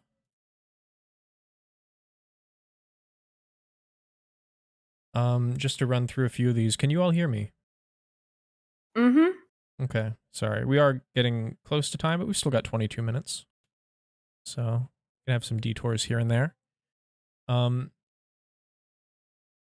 I won't show this here, but if you navigate to this link, feel free to do so on your own time.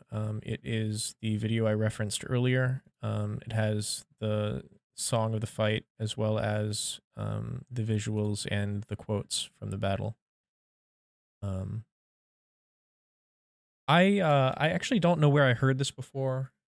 If anybody who's watching can find me a source for this tinfoil hat, let me know. I don't think I thought it up myself, although who knows what happens in my dreams. But we don't know much about where Omega came from, except that it seems to be that it came to the Dragon Star on a mission to exterminate the dragons. And somebody had imagined that perhaps when whatever planet it came from was at the end of all things and there was nothing left to do, that maybe they poured all of their living ether into a final entity that was just kind of given a programming or a code to go do something, a final act of a world, something that's maybe poetically similar to what happened on our own world. It's really pure tinfoil, but I swear I read this somewhere. It might have even been some Reddit nonsense, but I really took to it and I really enjoyed it. And I'm just curious if we're ever going to get any more details on this. They always take plot threads and 2 expansions later drop huge bombs with them, and you almost forget they ever existed. But it's totally possible we get more on this. Or maybe it even becomes relevant post-Endwalker when presumably we've resolved our current conflict and we're going to have to go somewhere else if there's going to be a game. Well, I will say that as far as we know, Omega was sent out with instructions, but despite seeming to have all this advanced technology, it never radios home for updated information and instructions. So either they had some reason they didn't want to contact it, or they're unable to contact it, or there's nothing to contact. It's certainly not conclusive, but that could be taken as a point in support of that. Now I have to go check something. Please. My theory was that the Omega that we see in the benchmark, which I'm for now calling the Omega Mark II, is one that was dispatched after Omega 1 had lost contact, and Omega 2 is sent to basically clean up the mess that Omega 1 had left behind. I am seeing a common theme here, in if that were the case, with Midgard Sormer. Oh, sorry. No, I'm sorry. I'm seeing a common theme here. I'm seeing Midgard Sormer carrying the first brood to our star, and Omega, if this were the case, and Omega is the last hope for its homeworld, then they would be both kind of like a message in a bottle, of the final hope for their respective worlds at the brink of destruction or consumption or whatever may happen to them. I'm seeing here a theme that lately I feel like lately I'm being resorting even more than usual to the Final Fantasy XIII trilogy, but now that Neela kind of gets it, you recall the ending, not the DLC ending for 13.2 when Lightning crystallized as her final hope at the end of days. Yes. Pretty much like this. So it's like it's like I'm seeing this. I mean, of course, we don't know if it's the same case because we don't know what's the purpose. We do know that Sormer and carrying his bird was pretty much the Dragon Star, the last hope. But we don't know if it was the same for the inhabitants of the Omega homeworld regarding Omega. So yeah. Here's another very quick tinfoil for you regarding the Omega Mark II, as we've taken to calling it in the interim with no further information on what it is. So we know Omega was sent to, it originally went to Dragonstar, did it not, and then chased Midgardsormr here, or am I misremembering? It at least had data on Dragonstar, so it was able to recreate it in the battlefield that is pictured here. I'm now wondering if this other Omega Mark II was unrelated to that and either sent to deal with the Ancients, and they dealt with, sealed it up, put it away. They thought they decommissioned it or whatever, or if it was sent to another, planet whose people also evacuated to this one. I have wondered if the Ancients themselves might have, in time immemorial, come to this planet.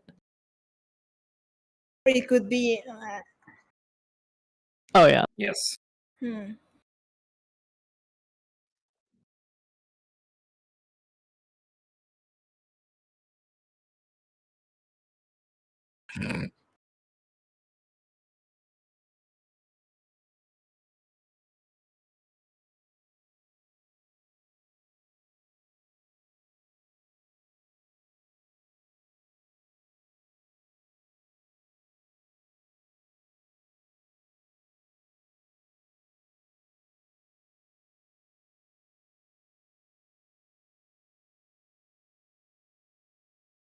Yeah, considering if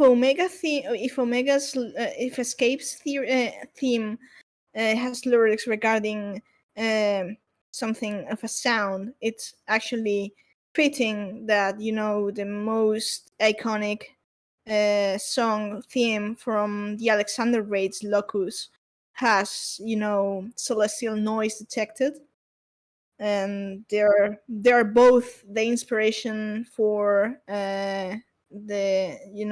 for using. Yeah, and it's considering Alexander and Omega are the resources that Garland Ironworks used to time travel and cross the rift. I think it's kind of fitting that both of their themes have the theme of the sound. Of course, yeah. Let's move on.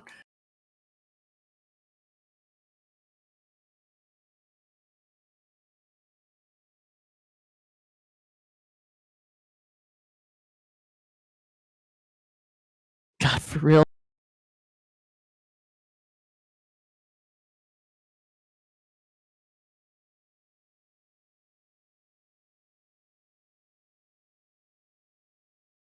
Phoebus. I'm eyeing very hard the comets crumble, looking at Heidelin's drawing down things, and Phoebus, a reference to the sun, probably Asm, fade.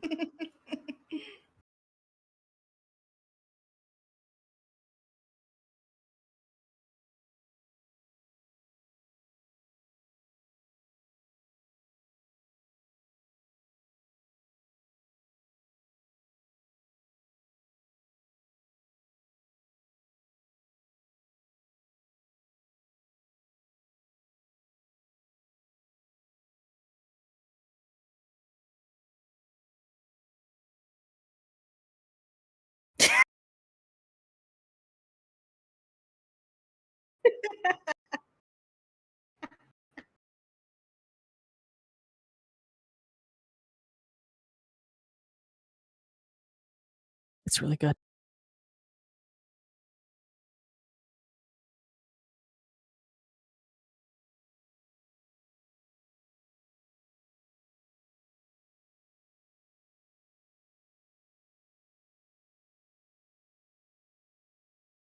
Evidence here is this key art. If you're on mobile, I apologize, but I'll go ahead and read the quote that I had him supply for me. But if you just look at the art, you see a planetary orb in the center.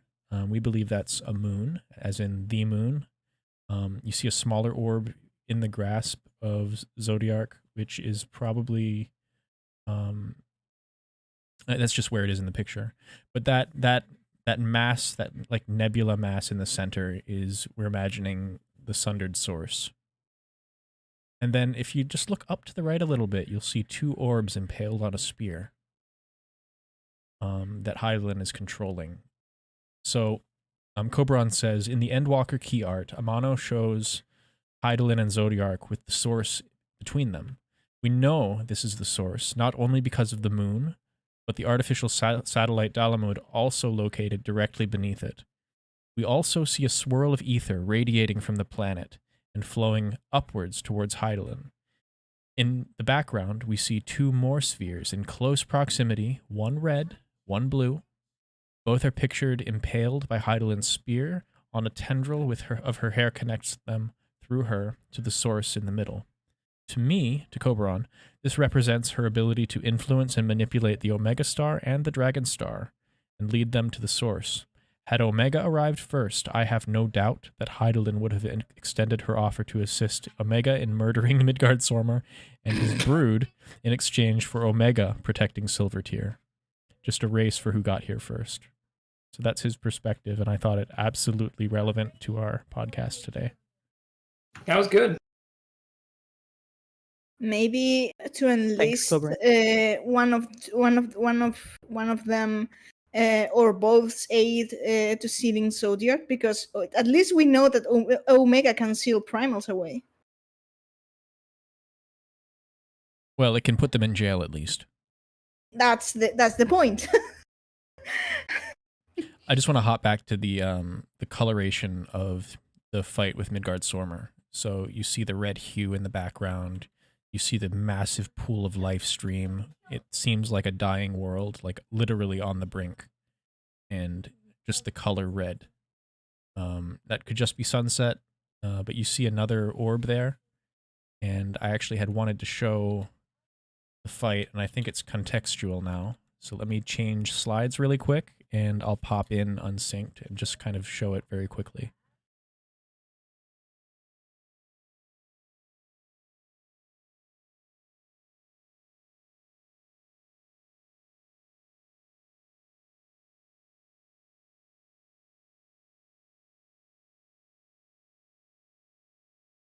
Oh no, my alts.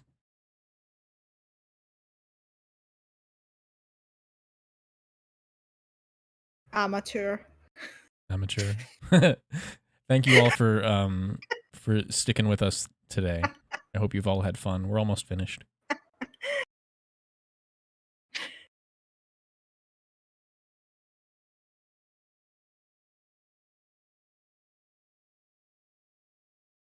All right, well, since I'm Q49, we'll just, of course.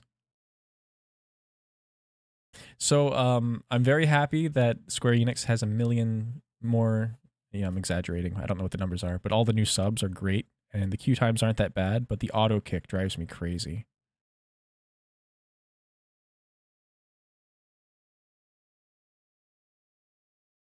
Well, then I should definitely not tell you. It would be wrong to circumvent the safeguards that they put in by either going into, say, the cutscene viewer in the inn or opening up the UI interface. That would just be a messed up thing to do.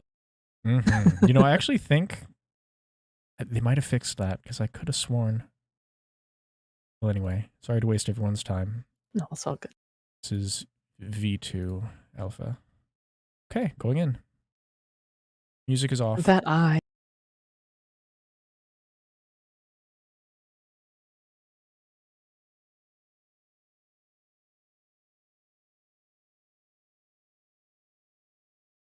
There, do you see it? The planet. Yeah, I strongly suggest once the barrier goes away, going into G pose, because that way you can go into first person and use the camera controls a lot easier.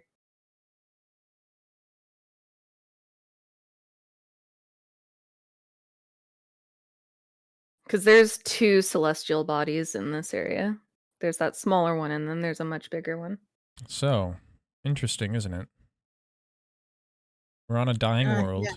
and there's 2 large planetary objects very close by.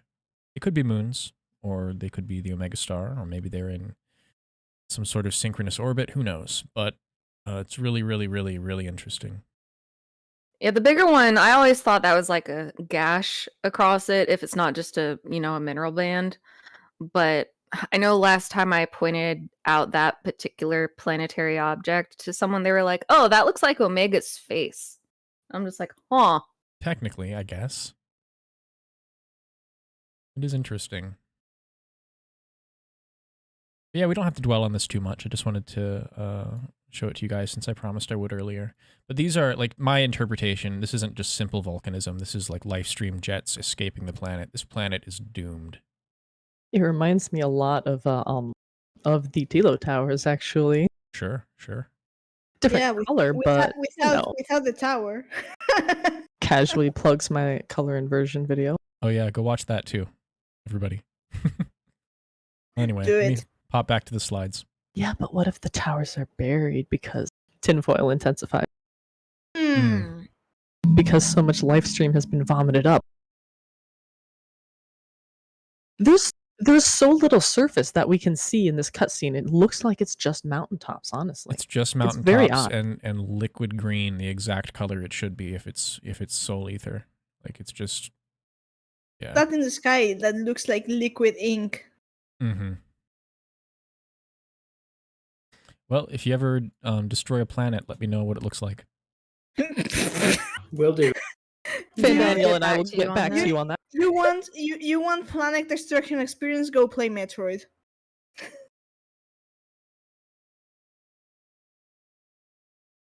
All right, so we're back to the slides. Escape or escape?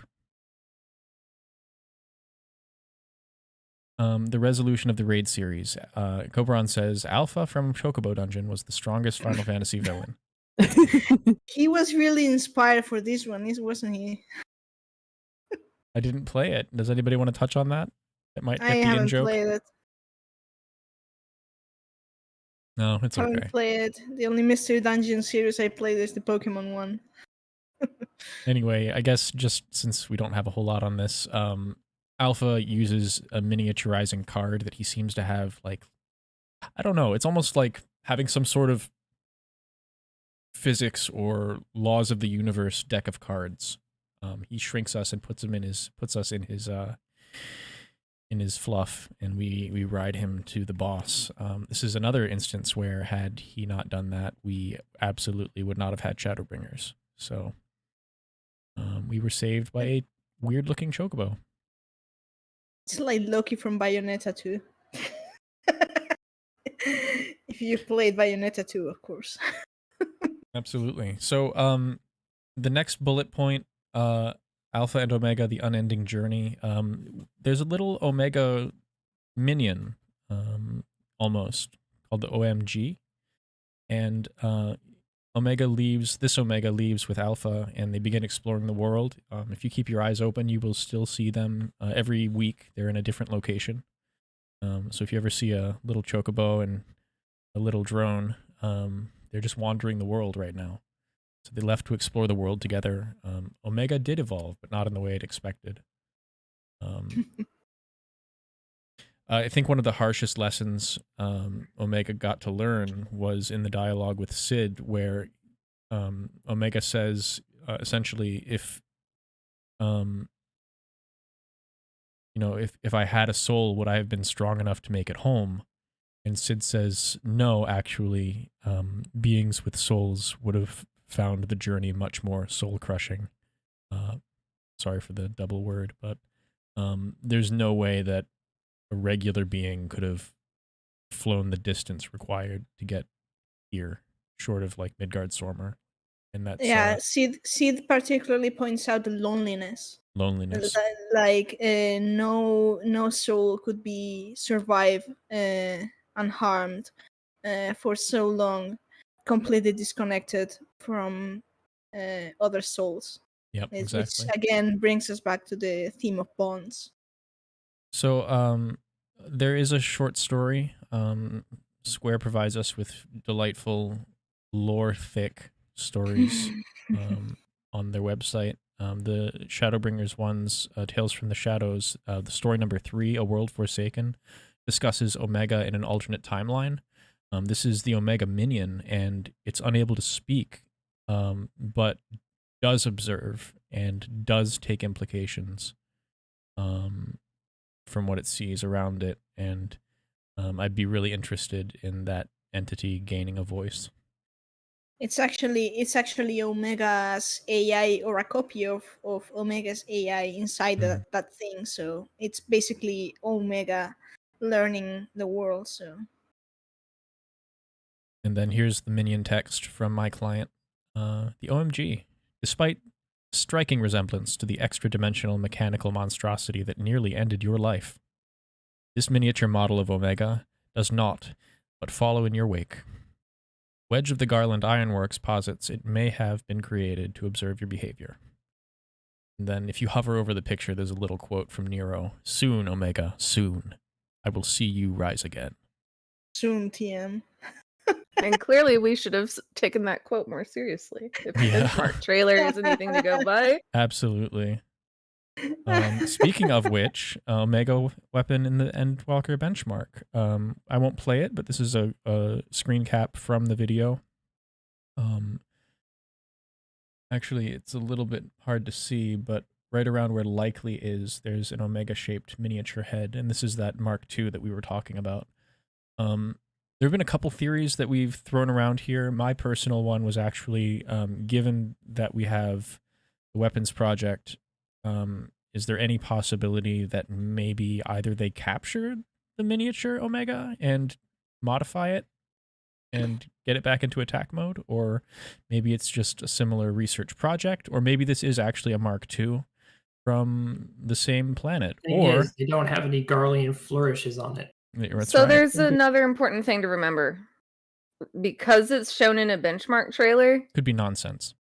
Yeah, so it could be a teaser for a new Ultimate, or it could be a red herring in the sense that they're showing us fighting it when it'll actually be on our side in the story. Or it could be testing us, that sort of thing. Mm-hmm. But if you want a better shot to show, I put one in live chat for you. Thank you. I'll bring that I'll up. also point out it's a world fate. It's also worth pointing out as well that they did harness Omega technology in the future, in the doomed timeline. Mm-hmm. So it's not impossible that these people could also be harnessing it somehow. That's true. Yeah, it would be terrible if it's just fate. I don't think it's impossible that they use Omega to create Ultima Weapon. Ultima Weapon was a creation of Allag, but it's either Garlemald may have been creating their own version of Ultima Weapon, but using Omega's blueprint, turning this thing into Omega Weapon, not Omega, but Omega Weapon. And I guess there's a distinction. I think it's based on Omega, not it's not an offshoot. Well, it's like the weapon project made after Ultima Weapon. I think that it was made after Omega. I don't know. I mean, we can't say if by Allag or by Garlemald, but yeah, I guess there's that.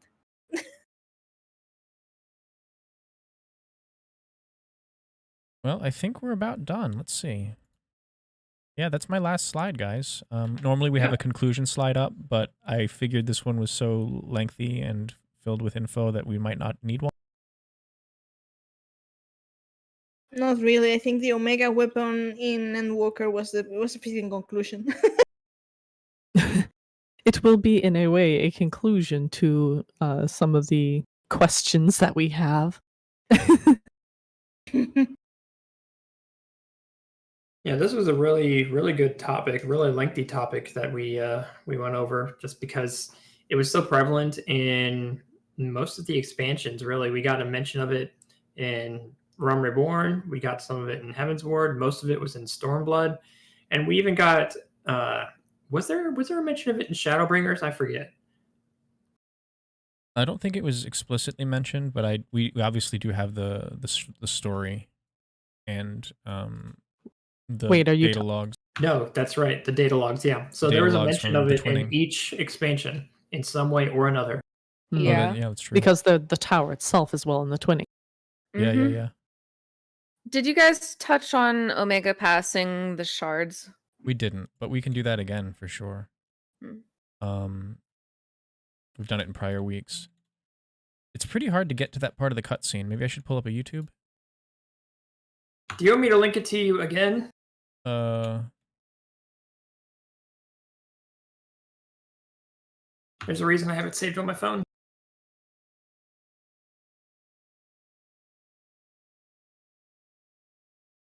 I just gotta dig for it.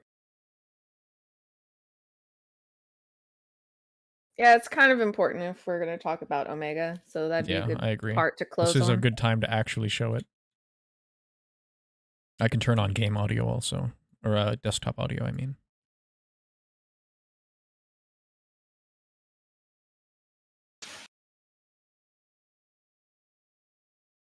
Bear with me. There's a lot of screenshots that I've taken in my phone, and they're all lore-based. Well, let's see.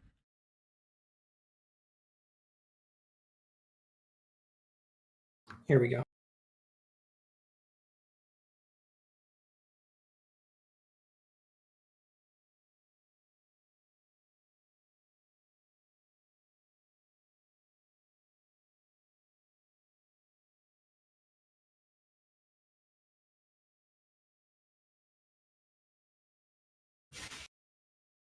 If it'll upload.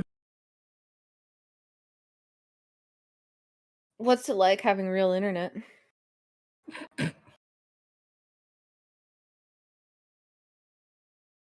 Right now, he's like, I don't know.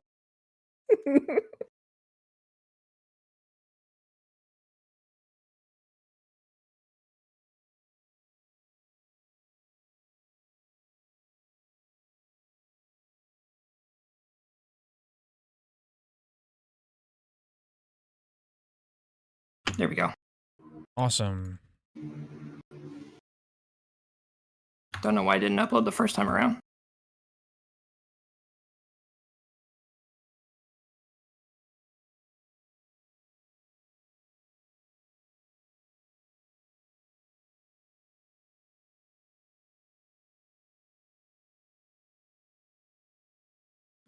Data file.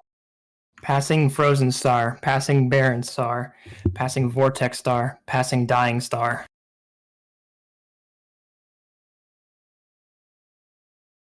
Out of all the text that went through that cutscene, this one stuck out the most.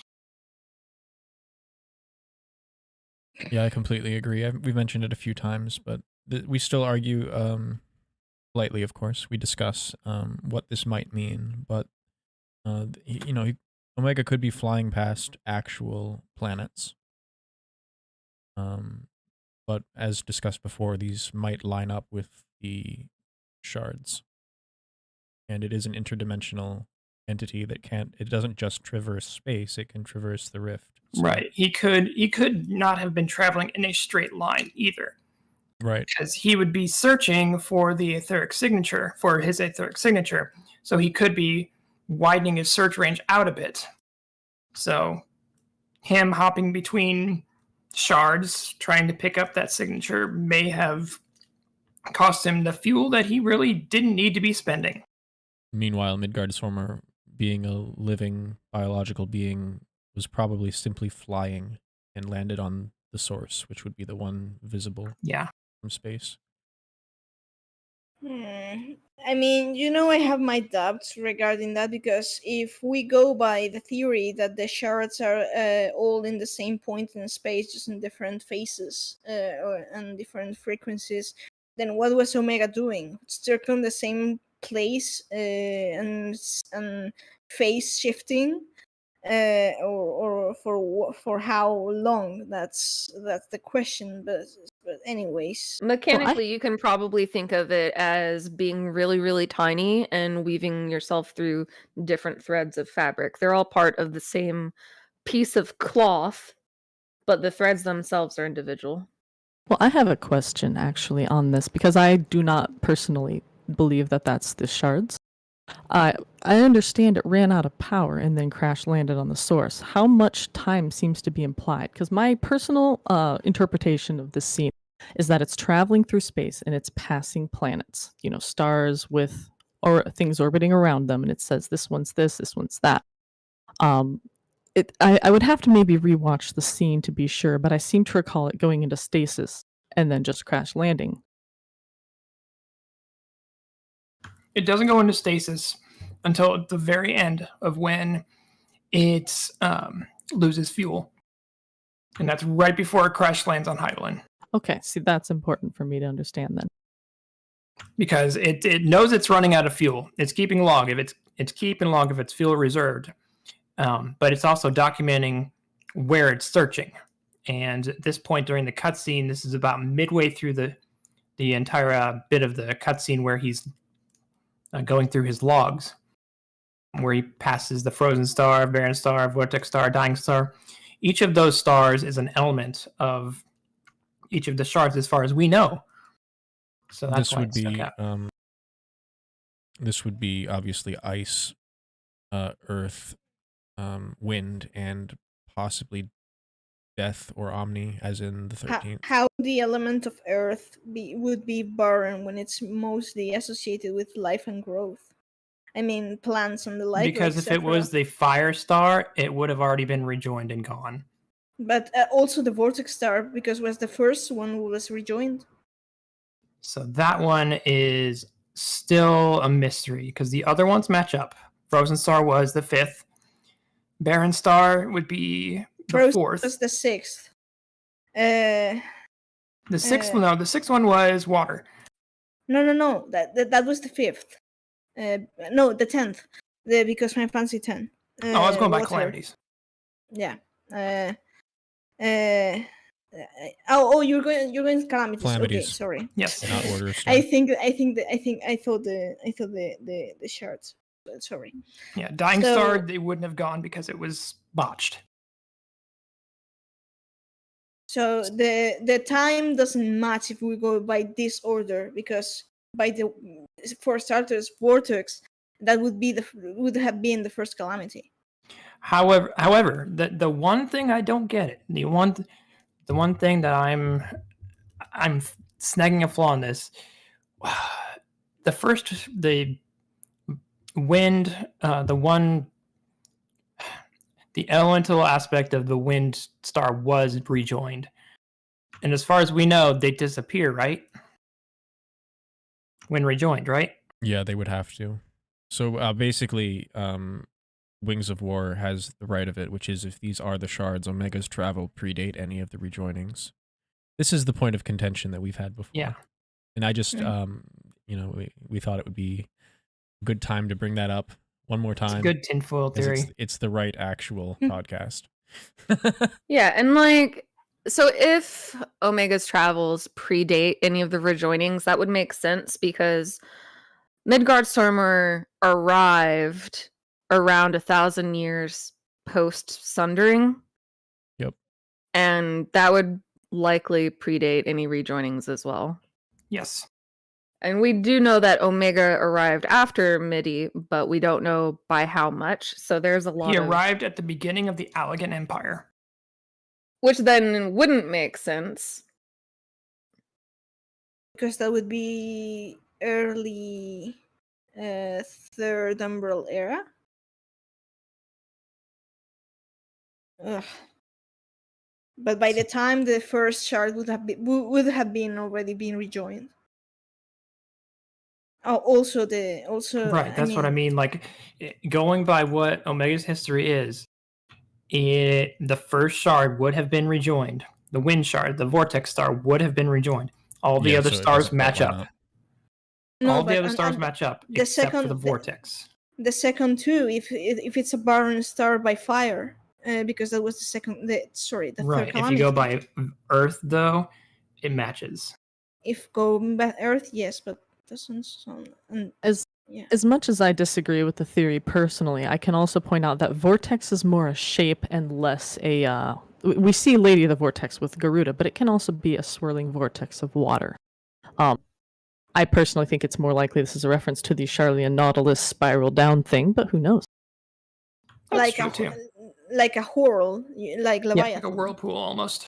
That's what it is, yeah. A vortex describes the shape. It doesn't have to be wind. We have the example of wind, of course, but it's not the only possibility. And if it is water, then everything matches up. Again, like I said, I still don't buy it, but I can see that argument for it. And yeah, like Atma Prime just pointed out, there is some time dilation wonkiness in the rift because, and just with the shards in general, because we know that when the 13th fell, it had been around for 20,000 years. Yeah, in its own which is timeline. Basically older than the source has been, sundered and it's for the first one wibbly they took. wobbly timey-wimey stuff. The first one they took. Mm-hmm.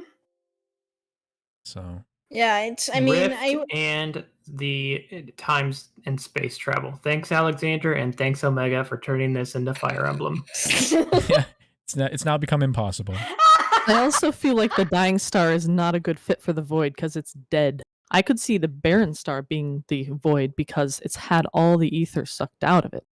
But Dying doesn't really fit to me.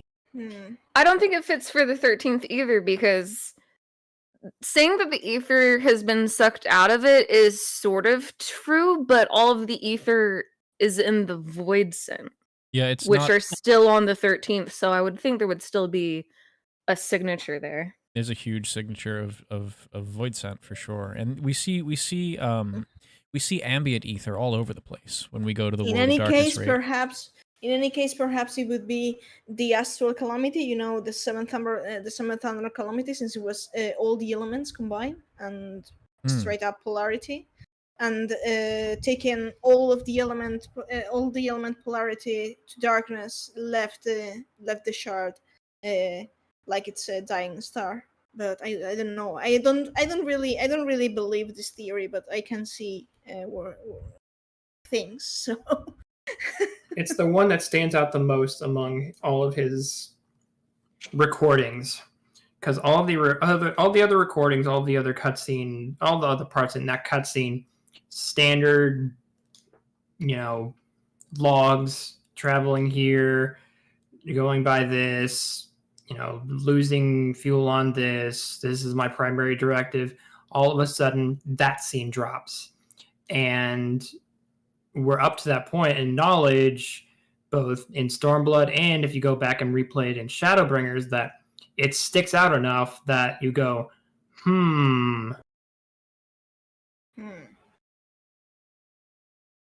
Yeah, I mean, it could be as simple as trying to illustrate the point of how long Omega's journey was, which is the point too, because you were seeing at the same time Alpha traversing this space all alone and freezing, but could be more. I personally think it's Don't start me on the ancients came from a dying star, the same way that the Sharlians are planning to abandon this dying star theory. So next week on Lorelines. We don't have time. Take off that Quick, advertise the Discord. Yeah. Let's throw the Discord in. That's so But anyways, yeah, that theory went on for about 15 minutes. Holy crap. Yeah. It's something we're very passionate about. So join our Discord for more Join shenanigans. our Discord for more, but yeah, exactly. Like, follow, subscribe. Join our Patreon. We don't have a Follow Patreon. our only... Nope, never mind. Uh-oh. Our only fan Daniel. Our only fan Oh Daniel. God. Well, I guess we'll close out here. Everybody, thank you for coming to Lorelines episode 27. I hope you had a good time, and we will see you next week. We will have a different topic to discuss next week. We actually have quite a few topics that we're going through for next week, so I will let you know on the Twitter which one we are selecting, and yep. We'll Hit see us you guys with your next week. suggestions. Absolutely. We want to know what you guys want to know. All On right. that them there Twitter. All right, everybody. We'll see you all next time. Take care. Bye. Bye.